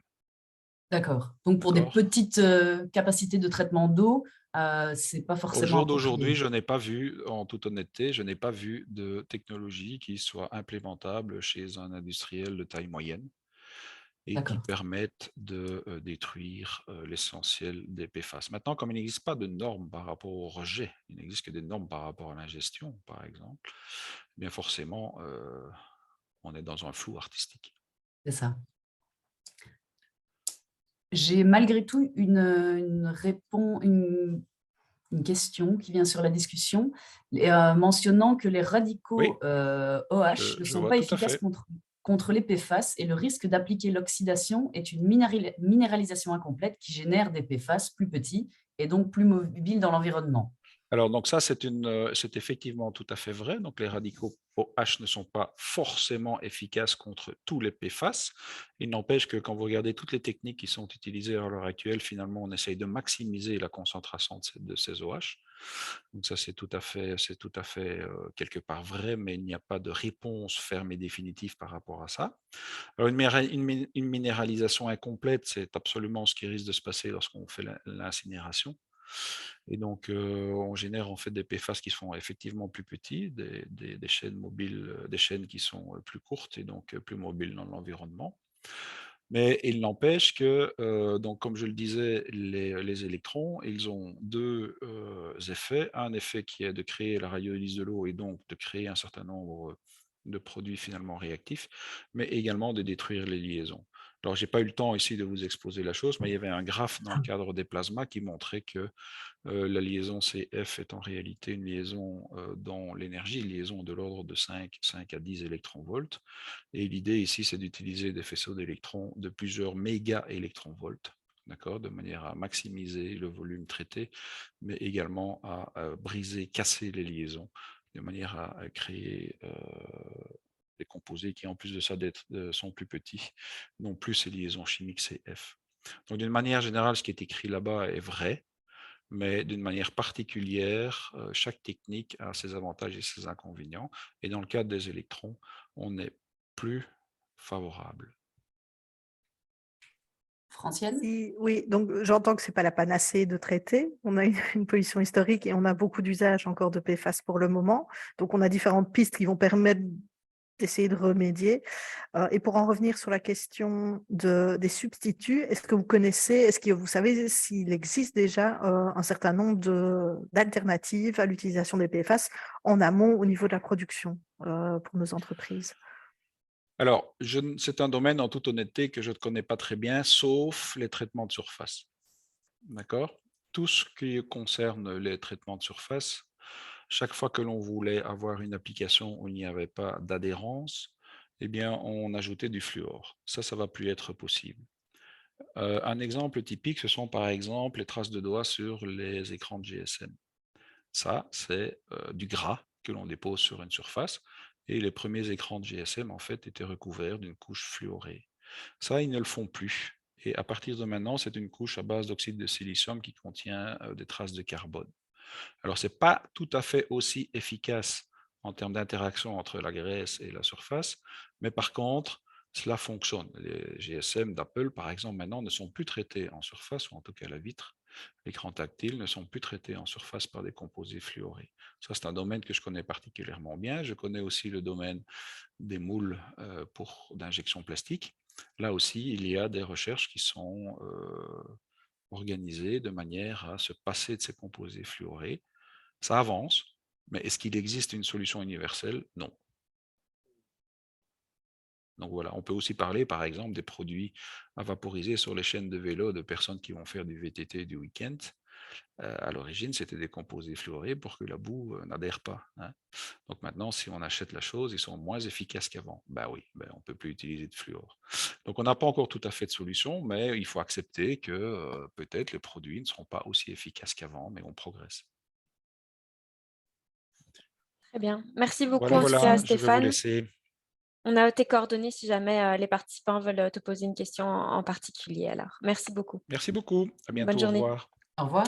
On va enchaîner avec Saskia de Essentia qui va nous présenter la réglementation REACH et l'économie circulaire. Je te laisse la parole, Saskia. Merci beaucoup. Bonjour tout le monde. Vous voyez mon écran? Oui, c'est parfait. Ok, super. Tout d'abord, un disclaimer. Si je fais des erreurs en français, je suis pas francophone d'origine, donc voilà. Mais je fais mon mieux. Effectivement, je vais vous parler de REACH et l'économie circulaire. En passant vite d'un REACH en bref, je vais vous parler un peu de REACH et le recyclage et surtout sur l'autorisation et restrictions qui ont quand même aussi des conséquences pour l'économie circulaire et le REACH 2.0 qui est en train de se préparer. Alors, tout d'abord, le règlement REACH n'est pas nouveau, hein, il existe déjà depuis 2006. C'est une abréviation qui, pour l'enregistrement, évaluation, autorisation et restriction des substances chimiques. Et donc, c'est bien important de bien être au courant de toutes ces lettres, je dirais, et ils ont tous des conséquences.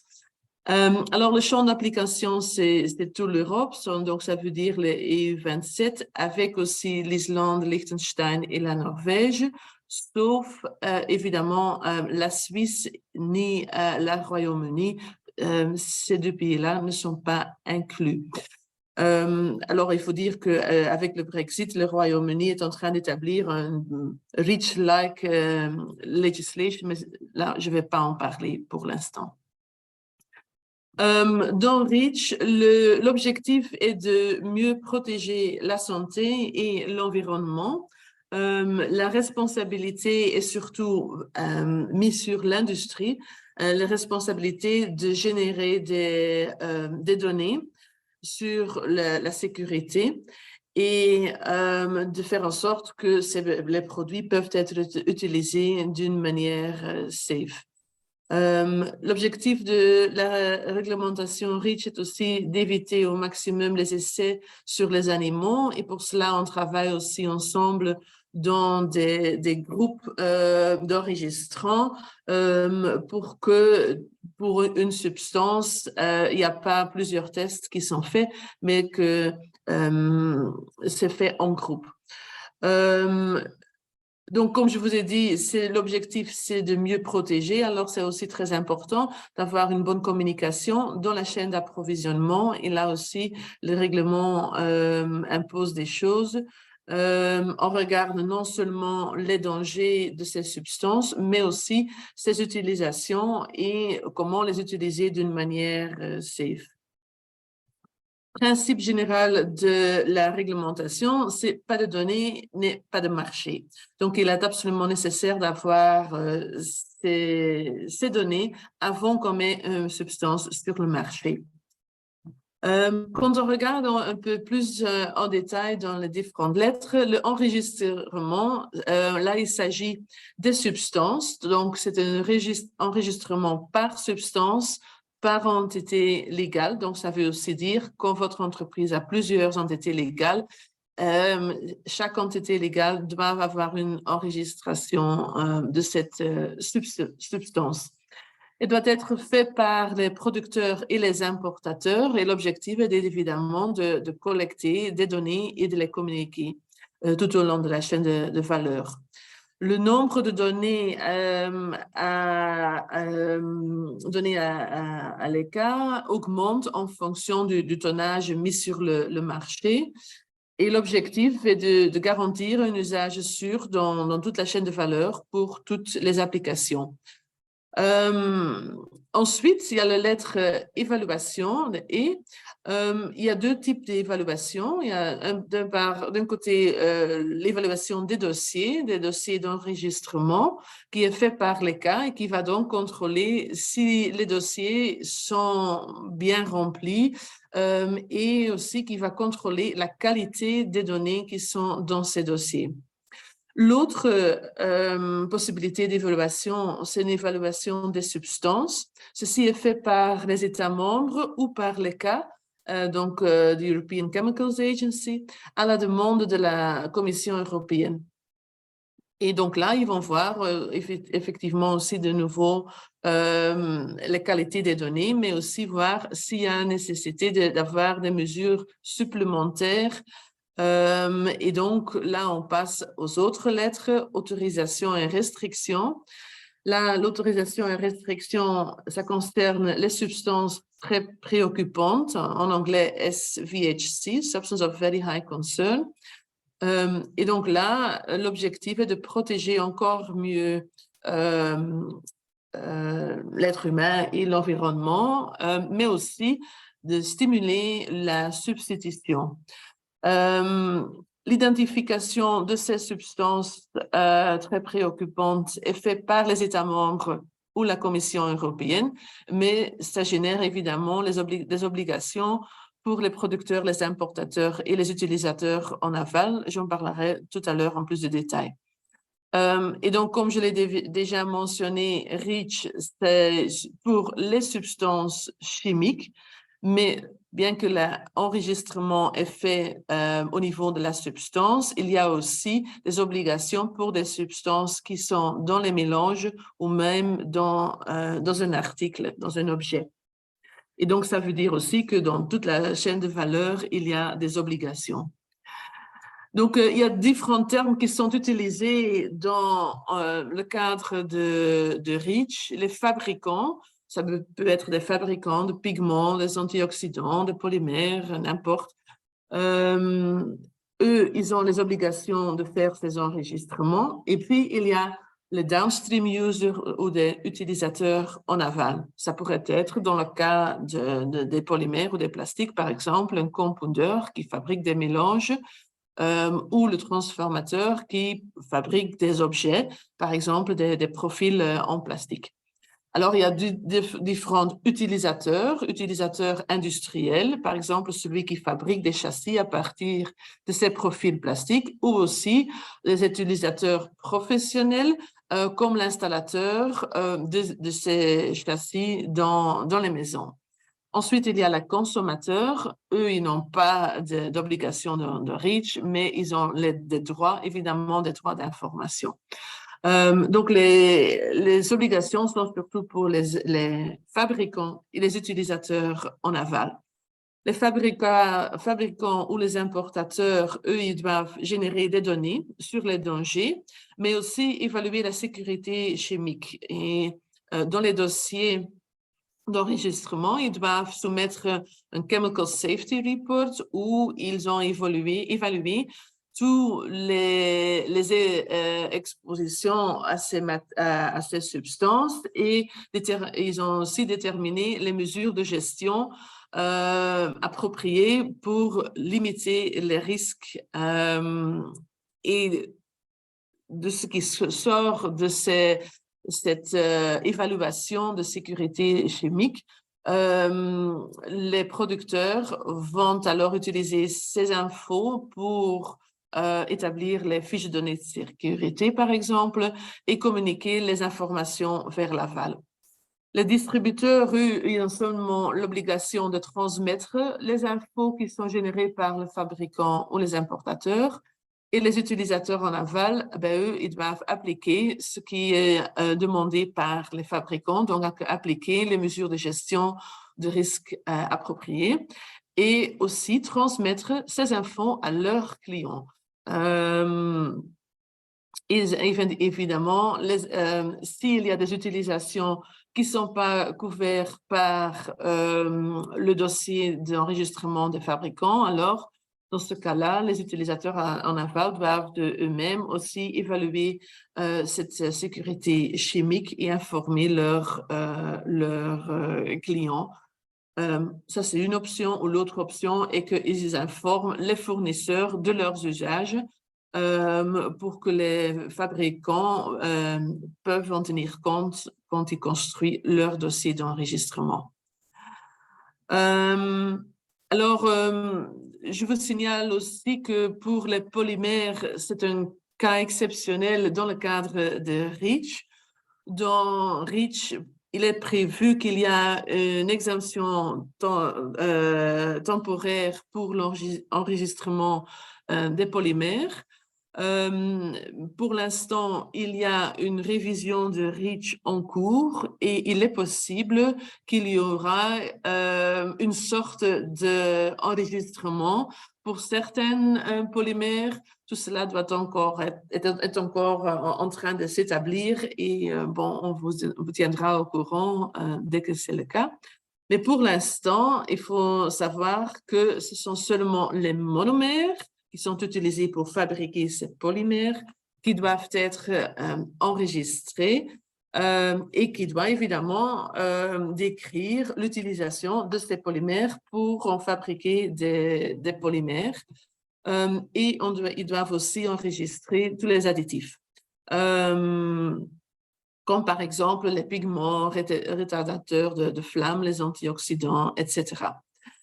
Il faut savoir que en ce qui concerne la quantité enregistrée, là, il ne faut pas tenir compte des volumes d'additifs qui sont nécessaires pour garantir la stabilité du polymère tel quel, mais seulement les quantités supplémentaires qui sont ajoutées lors de la production des produits finis.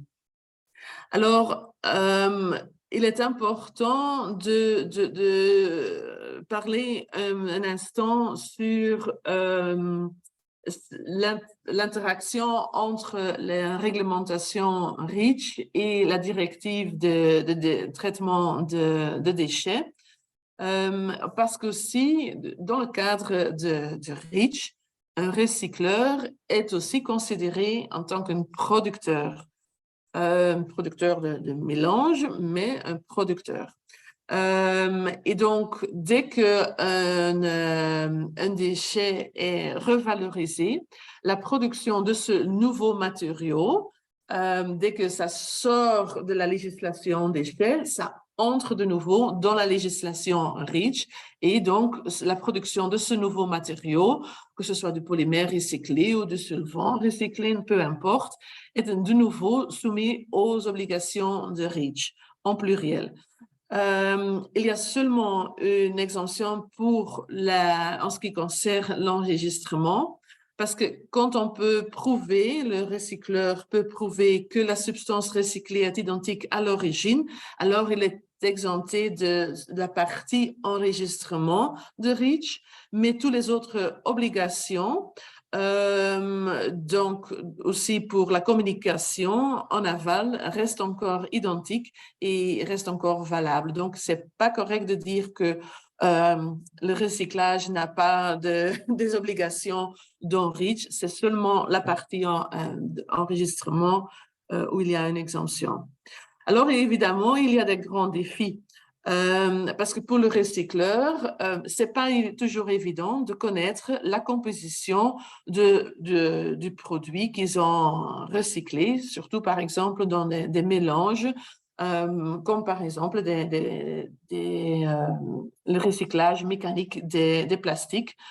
Il faut alors, dès qu'ils vendent de nouveau ces produits comme produits recyclés, comme produits dans la chaîne de valeur, il faut savoir s'il y a des substances très préoccupantes présentes, parce qu'il faut aussi communiquer cela en aval. Il faut aussi savoir s'il y a des présences de substances restrictées. Donc ça, c'est vraiment un défi pour les recycleurs, mais aussi pour les fabricants. Il y a des défis parce que c'est pas toujours évident de connaître les utilisations des produits qui sont recyclés après le recyclage, parce que ça pourrait bien être utilisé dans des autres applications qui ne sont pas connues pour les producteurs et qui n'a pas tenu compte, évidemment, alors dans ce cas, de ces utilisations. Donc, il y a pas mal de défis quand même dans le cadre de l'économie circulaire, quand un déchet est recyclé et après mis sur le marché. Pour tenir compte de cela, la Commission européenne, le législateur, a créé vraiment un lien entre les deux législations. Et donc, en 2021, il y a un nouveau article qui est ajouté dans le Waste Framework Directive, l'article 9, avec laquelle ils ont créé le database, la base de données SCIP. SCIP, ça veut dire Substance of Concern in Articles. Donc, les produits, les substances très préoccupantes qui sont dans des articles. Et donc, cet article du Waste Framework Directive dit que ceux qui ont des obligations de communication sur la présence des SVHC sont aussi obligés de notifier à l'ECHA la présence de ces substances qui sont dans des articles au-dessus de 0,1% dans les articles. Donc, ça concerne toutes les substances qui sont sur le candidate list, j'en parlerai tout à l'heure. Et donc, ils doivent remplir cette base de données. C'est un premier pas vers la bonne direction, je dirais, parce que, bon, l'idée est que après, une fois que les articles deviennent un déchet, et arrive chez le recycleur, que le recycleur va utiliser cette base de données SCIP pour vérifier si pour ce produit, il y a des substances très préoccupantes qui sont présentes. Vous pouvez bien imaginer que c'est facile pour des articles simples, mais dès qu'on parle des articles complexes qui contiennent plusieurs parties, comme par exemple un vélo, un ordinateur, une voiture, ben, ça devient difficile pour savoir pour chaque composant s'il y a des HVAC dedans. Et on peut bien s'imaginer que le recycleur, pour l'instant, n'utilise pas vraiment beaucoup cette base de données. Ça reste quand même assez complexe. Alors maintenant, je vais vous parler un peu plus en détail sur la restriction et l'autorisation. Donc, comme je vous ai dit, le but général de REACH, c'est de minimiser les risques pour la santé et l'environnement. D'une part, ça se fait déjà dans le dossier d'enregistrement parce que comme j'ai expliqué, il faut évaluer la sécurité chimique déjà là.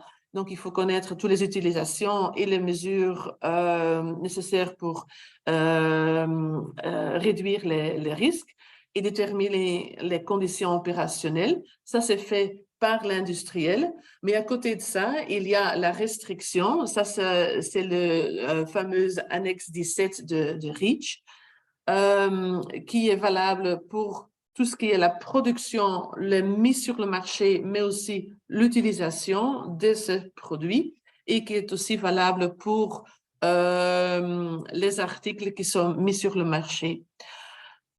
L'initiative est aux États membres de mettre des substances dans cette annexe 17. Je vous en parlerai tout à l'heure. D'autre côté, il y a aussi le système d'autorisation qui génère aussi des obligations pour des articles.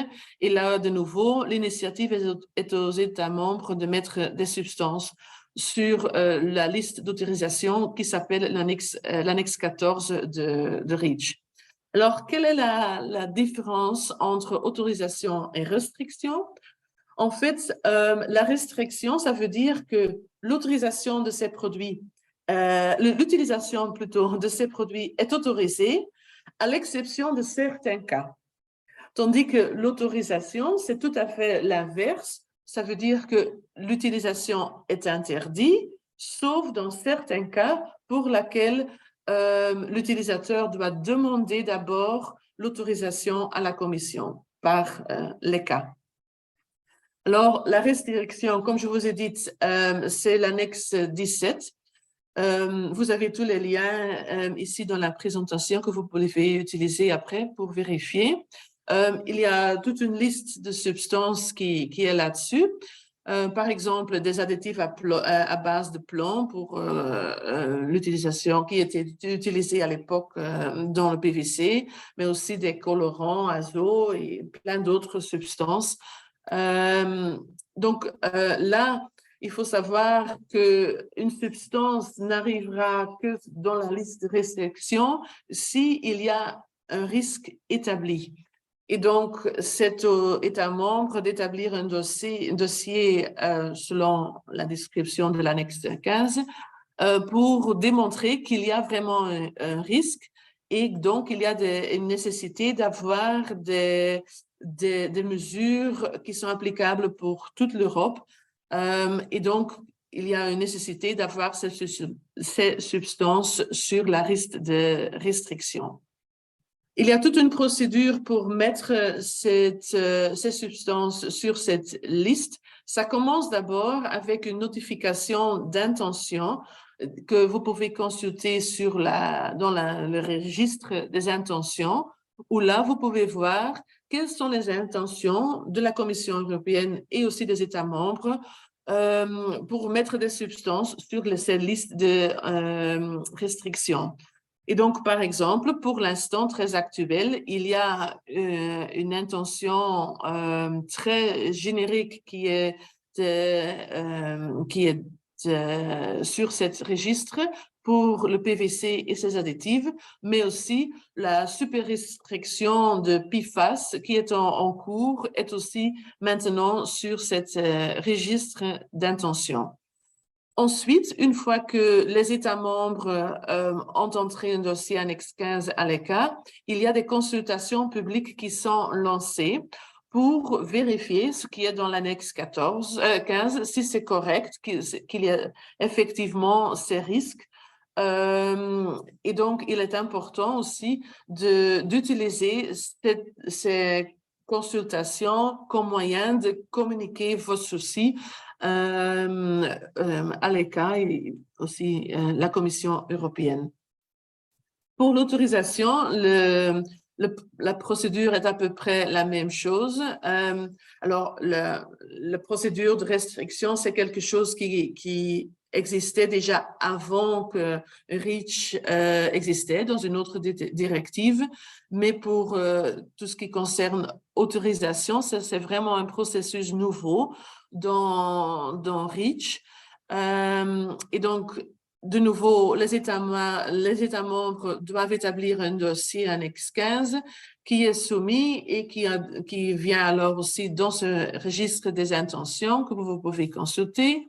Il y a des consultations publiques qui sont lancées et ensuite, après toute une procédure, ces substances arrivent sur ce qu'on appelle le candidate list. Candidate, pourquoi? Candidat pour arriver finalement sur le fameux annexe 14, la liste des autorisations. Alors, les substances qui peuvent être mises sur l'annexe 14, ce sont ces substances of very high concern, donc les substances très préoccupantes. Ça veut dire les substances cancérogènes, mutagènes ou toxiques, les substances persistantes, bioaccumulatives et toxiques, les substances très persistantes et très bioaccumulatives, les perturbateurs endocriniens et ce qu'on appelle les substances qui ont un niveau de préoccupation équivalente, qui est évidemment un terme très, très générique et qui peuvent encore inclure d'autres types de substances. Alors, cette liste de candidats est actualisée 2 fois par an, normalement juste avant l'été et juste avant Noël. Il faut savoir que dès que il y a des substances qui sont mises sur cette liste de candidats, il y a tout de suite des obligations de communication dans la chaîne de valeur. Donc, il est très important de suivre le registre des intentions et voir si vous êtes concerné par une substance ou autre et d'alors voir si ces substances sont critiques dans votre production, s'il y a des alternatives qui sont disponibles, s'il y a des autres fournisseurs, etc. Aussi, voir avec votre fournisseur si lui, il y a déjà des autres alternatives qu'il est en train de développer.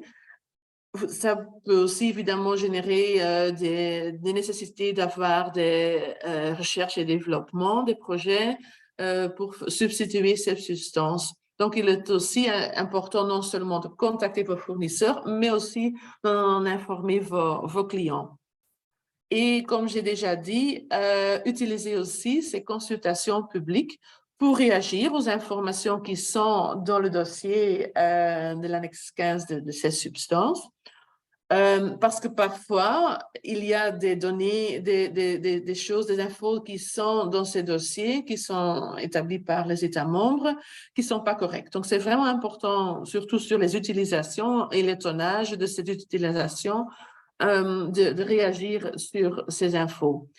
Saskia, juste pour te dire qu'il te reste 3 minutes. OK, ça va. Merci. Ça vous donne aussi l'opportunité de demander des exceptions sur base d'autres réglementations ou de reporter l'impact socio-économique que ça pourrait avoir pour vous. Ceci peut être fait individuellement ou par votre fédération. Alors, je vous ai dit que ça génère de tout de suite aussi une obligation de communiquer. Donc, il faut communiquer dès qu'il y a des substances SVHC dans vos produits, dans vos articles au-dessus de 0,1%, des infos aux utilisateurs pour assurer une utilisation sûre de ces articles.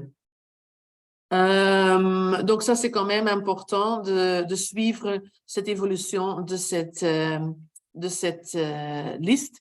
Et il faut aussi notifier à l'écart ces articles. Donc, les producteurs et les importateurs doivent notifier s'il y a une substance présente. Et donc, ici, je vous ai mis aussi le lien comment introduire ces infos dans le site web de l'ECA.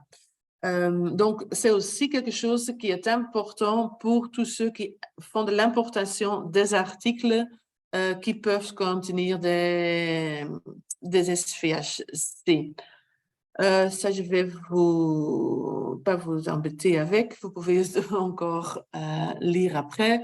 Donc, l'autorisation qui doit être demandée, donc une fois qu'une substance est sur la liste de candidats, il peut être aussi nominé pour être sur la liste d'autorisation.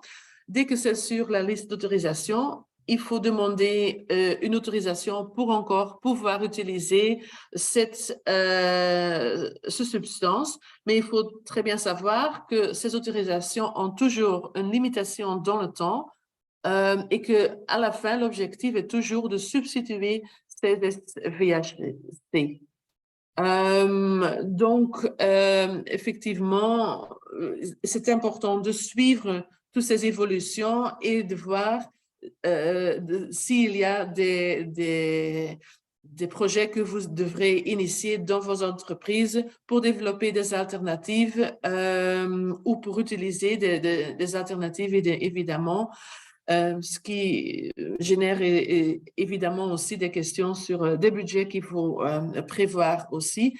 Et donc, ça veut aussi dire que pour les recycleurs et les utilisateurs des produits recyclés, il est aussi important de suivre de près toutes ces évolutions de ces listes parce qu'il faut être au courant s'il y a de ces substances présentes dans le produit que vous utilisez, des produits recyclés. Mais c'est la même chose. Donc, il faut savoir, comme les déchets d'aujourd'hui sont les ressources de demain, ça veut dire qu'il y a les mêmes obligations, mais ça crée évidemment de nouveaux défis parce qu'il peut y avoir des contaminations de la vie précédente. Et donc, il faut bien être conscient de cela. Alors, il faut savoir qu'avec le nouveau REACH 2.0 et aussi le Chemical Strategy for Sustainability qui est établi qui fait partie du Green Deal de l'Europe, on voit de plus en plus qu'il y a cette tendance vers zero hazard et qu'ils veulent vraiment stimuler la substitution aussi. Donc, avoiding substances of concern, ils veulent aussi avoir plus d'informations parce qu'ils voient très bien que le base de données SKIP, ça ne fonctionne pas vraiment. Donc, on veut établir des product passports pour avoir des meilleures informations aux utilisateurs de ces produits chimiques. Et donc, dans le REACH 2.0, effectivement, ils veulent mettre plus d'accent sur la substitution et la décontamination des chaînes de valeur et de l'économie circulaire. Donc, en conclusion, REACH n'est pas seulement pour les producteurs de substances chimiques, mais pour toute la chaîne de valeur. Il y a beaucoup d'obligations de communication, aussi bien pour les recycleurs, et c'est clair avec les nouvelles législations qui sont en cours de développement, on veut vraiment stimuler la substitution des substances très préoccupante et donc aussi la décontamination. Et avec ça aussi augmenter la connaissance de la composition, surtout aussi la composition des plastiques recyclés. Et avec ceci, je vous remercie. Merci beaucoup Saskia, c'était très intéressant, un bon exercice de synthèse et ça fait un excellent lien avec ce que je voulais vous présenter pour terminer ce webinaire. Alors, en formule, voilà, comme ça va aller mieux. Donc, normalement, vous devez voir mon écran. Je voulais vous présenter pour finir un peu sur une note positive et stimulante ce webinaire en vous partageant un appel à projet qui a été lancé il y a de ça quelques semaines par le fédéral et qui s'appelle le Belgium Builds Back Circular et qui vise à soutenir la transition des entreprises belges vers une économie circulaire. Ça s'inscrit dans le plan national pour la reprise et la résilience et ça va chercher une enveloppe en fait de fonds européens temporaires qui s'appelle Next Generation EU. Et donc, il s'agit en fait du deuxième appel à projet dans le cadre de ce plan national qui vise en fait, qui se découpe en deux volets. Le premier volet vise l'éco-conception et est porté par le SPF Santé publique. Et le deuxième volet est la substitution des substances chimiques. Donc, on est en plein dans ce dont on a parlé ce matin et qui est porté par le SPF Économie. Donc, si vous allez consulter le site du gouvernement, vous pouvez facilement trouver le mémorandum, des guides pratiques et une foire aux questions qui répond vraiment à tous les éléments de cet appel à projet très intéressant dont je vais vous présenter vite fait les détails pour le volet substitution étant donné que ça nous intéresse en particulier ce matin. Donc, sachez que l'appel à projet a identifié 3 groupes de substances prioritaires, les PFAS, les perturbateurs endocriniens et les substances prioritaires pour la Belgique avec une liste détaillée. L'appel à projet s'adresse à des projets qui se situent entre 250 000 € et 2 millions, donc très intéressant. Et puis, sachez que les dates clés, il y a la semaine prochaine, le 30 et le 31 mai, 2 séances de questions-réponses en ligne pour répondre à toutes vos questions concernant ces 2 volets d'appel à projet. Et le timing est court parce que le 24 juin est déjà la date limite pour soumettre votre projet dans le cadre de cette opportunité de financement. Donc, allez rapidement, si ce n'est pas déjà fait, lire en détail les conditions d'admission et l'objectif de cet appel à projet parce que c'est une belle opportunité. On voit qu'il y a vraiment un enjeu au niveau de la substitution et de l'éco-conception. Mais des opportunités aussi. On veut stimuler l'innovation et le développement de solutions en Belgique. Donc voilà, ça termine notre webinaire. On va passer à la séance de questions-réponses à micro ouvert. Donc n'hésitez pas aussi à allumer vos caméras pour que ce soit plus convivial. Et donc sachez que ce webinaire a été enregistré. On va vous partager l'enregistrement ainsi que les présentations des 4 intervenants. Merci beaucoup à eux. D'ailleurs, c'est un bon exercice de synthèse et de transmission de l'information. On les remercie grandement. Et sachez aussi que les 4 co-organisatrices sont disponibles par email pour répondre à vos questions éventuelles dans le cadre de l'économie circulaire en général aussi. Donc voilà. Stéphanie, étant donné que tu avais l'exercice un peu de regarder du côté du chat, est-ce qu'on a eu des questions un peu plus précises durant les présentations? Mon exercice a été relativement simple parce qu'il n'y a pas eu de questions sur le chat. Donc, je ne sais pas si quelqu'un veut poser des questions directement. Moi, j'avais une question pour le SPW. Dans votre présentation, vous aviez parlé dans le cadre donc de la directive de 2006 sur la protection des eaux souterraines contre la pollution et la détérioration, de modifications qui ont été proposées fin de l'année passée. Donc, en ajoutant toute une série de substances, notamment pharmaceutiques et PFAS. S'agit-il, à quel stade est-ce que ça en est aujourd'hui? Est-ce que c'est toujours au stade des propositions, discussions, ou est-ce qu'on est déjà en phase d'approbation des textes? Et si ce n'est pas encore approuvé, quelle serait l'échelle de temps d'application de ces changements? La proposition de la Commission européenne a été publiée le 26 octobre. Et elle concerne les 3 directives. Pour l'instant, on est en discussion en interne dans les États membres. Donc, Emmanuel et moi, on participe à un réseau du comité de coordination de la politique internationale, donc le CCPIE, et on discute avec les autres régions sur les contraintes qu'on va rencontrer en fonction des révisions proposées. Par la suite, ce sera discuté entre États membres et on n'a pas encore de date sur le délai d'entrée en vigueur parce que tout ça nécessite des discussions et négociations et ça n'est pas une priorité de la présidence actuelle de l'Union européenne. Donc peut-être sous la prochaine présidence ou sous la présidence belge au premier semestre 2024. Et je pense qu'il ne faut pas aussi oublier, Benoît a très bien résumé effectivement les différentes étapes du calendrier. Et je pense aussi qu'après, il faudra compter donc un temps supplémentaire par rapport à la transcription effectivement de ces textes européens au niveau de la législation wallonne de notre côté en tout cas. Ancienne, on ne t'entend pas. Ça laisse donc quelques années à nos entreprises pour anticiper l'arrivée de ces changements, alors, pour chercher des substituts, des alternatives. Oui. Tout à fait, oui. Ce qui peut être intéressant d'anticiper, c'est de faire l'une ou l'autre campagne d'analyse de ces substances dans leur rejet pour savoir si les entreprises en rejettent et si elles vont être concernées ou pas. C'est vrai que je rebondis un peu sur ça, c'est aussi parce qu'on a tout à l'heure parlé effectivement notamment par rapport à la thématique PFAS, du fait que ces composés ne sont pas encore, en tout cas, imposés, si j'ose dire, donc dans tout ce qui était rejet industriel ou des choses comme ça, mais en fait, c'est quelque chose qui est vraiment en train de changer, puisqu'on a déjà les différents cas justement, de permis d'environnement qui sont révisés par rapport à ça. Et je sais que même au niveau de différents secteurs d'émissions, que ce soit dans l'eau, dans le sol ou dans l'air, je sais qu'apparemment, il y a donc déjà des entreprises qui sont imposées par rapport à ça depuis quelques années déjà à ce niveau-là, quoi. Donc c'est quelque chose effectivement pour lequel c'est effectivement une thématique assez nouvelle dans le suivi et dans l'implication de ces PFAS, donc dans les déterminations et états chimiques et écologiques.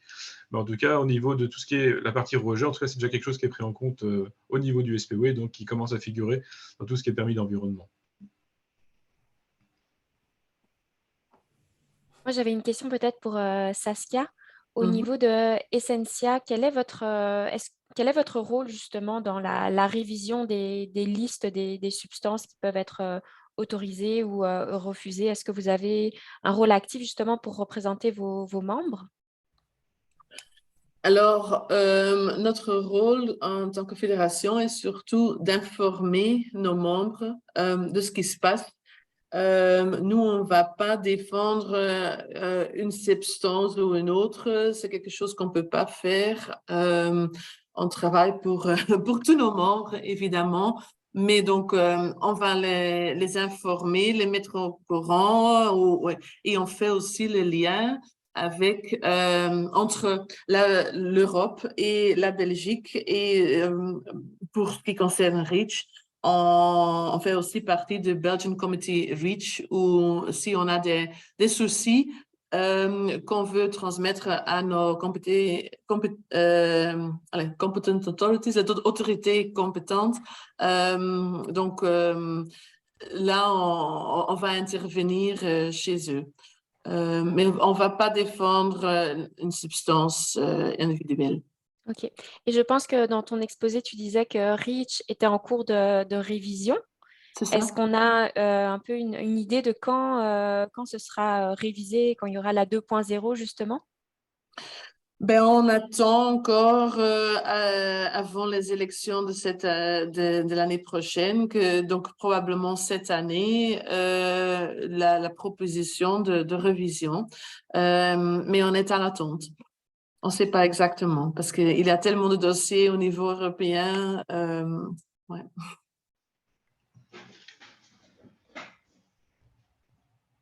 Moi, j'avais plutôt une question sur la dimension du coup, internationale, en fait. C'était lié à la première présentation. On voit la répartition des cours d'eau, des masses d'eau spécifiques sur le territoire belge et même encore plus wallon. Mais je suppose qu'il y a certaines limitations qui sont imposées par la région wallonne qui seront différentes de celles imposées par une autre région ou par un autre pays. Pour les cours d'eau qui traversent plusieurs régions et plusieurs pays, comment les choses se passent en fait? À ce niveau-là, il existe des commissions internationales, commission internationale Meuse, commission internationale ESCO, et on discute des problèmes rencontrés au sein de ces commissions.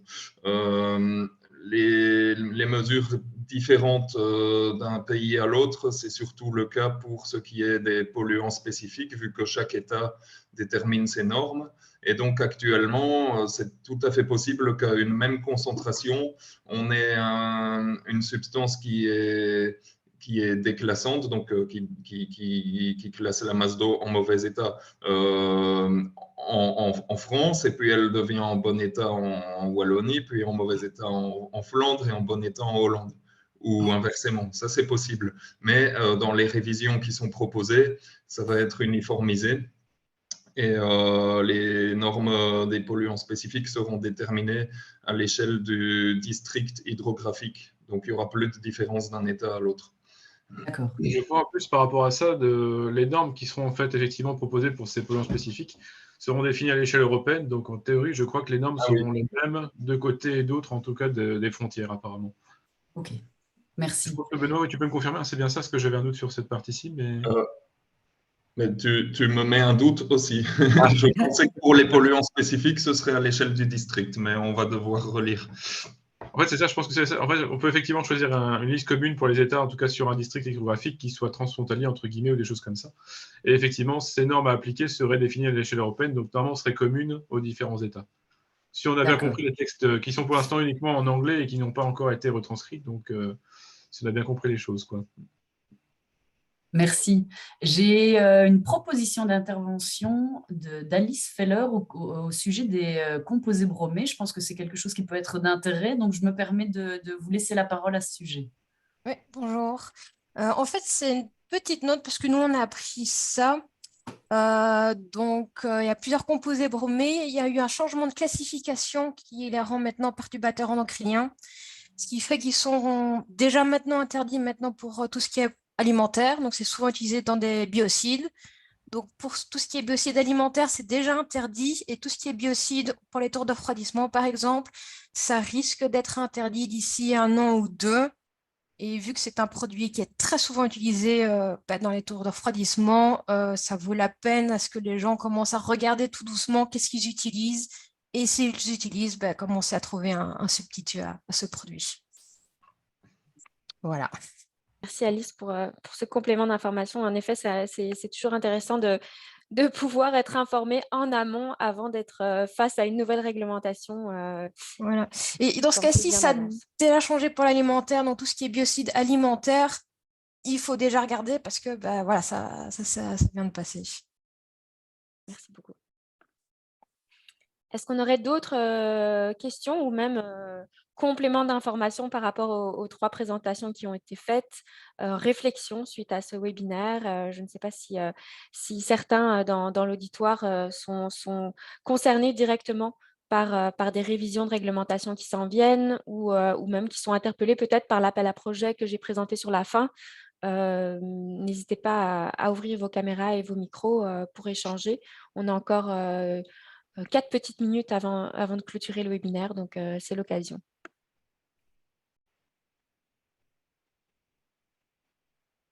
Si ce n'est pas le cas, je remercie tout le monde, en tout cas, d'avoir pris part à ce webinaire bien intéressant, très dense en informations. Moi, j'ai vraiment hâte d'aller revoir les présentations pour cliquer sur les petits liens et fouiner les listes de substances qui sont permises ou non et l'évolution de la réglementation. J'espère que vous avez tous apprécié, que les informations ont pu être intéressantes pour vos projets. Et je vous invite encore une fois à aller consulter la programmation de la quinzaine qui se poursuit la semaine prochaine. Donc, n'hésitez pas à aller vous inscrire aux différentes activités. Merci encore aux intervenants pour votre temps et vos présentations de qualité. Voilà, merci. Avec plaisir. Au revoir. Au revoir. Au revoir à tous. Et bonne journée. Merci beaucoup. Bonne journée. Merci, au revoir.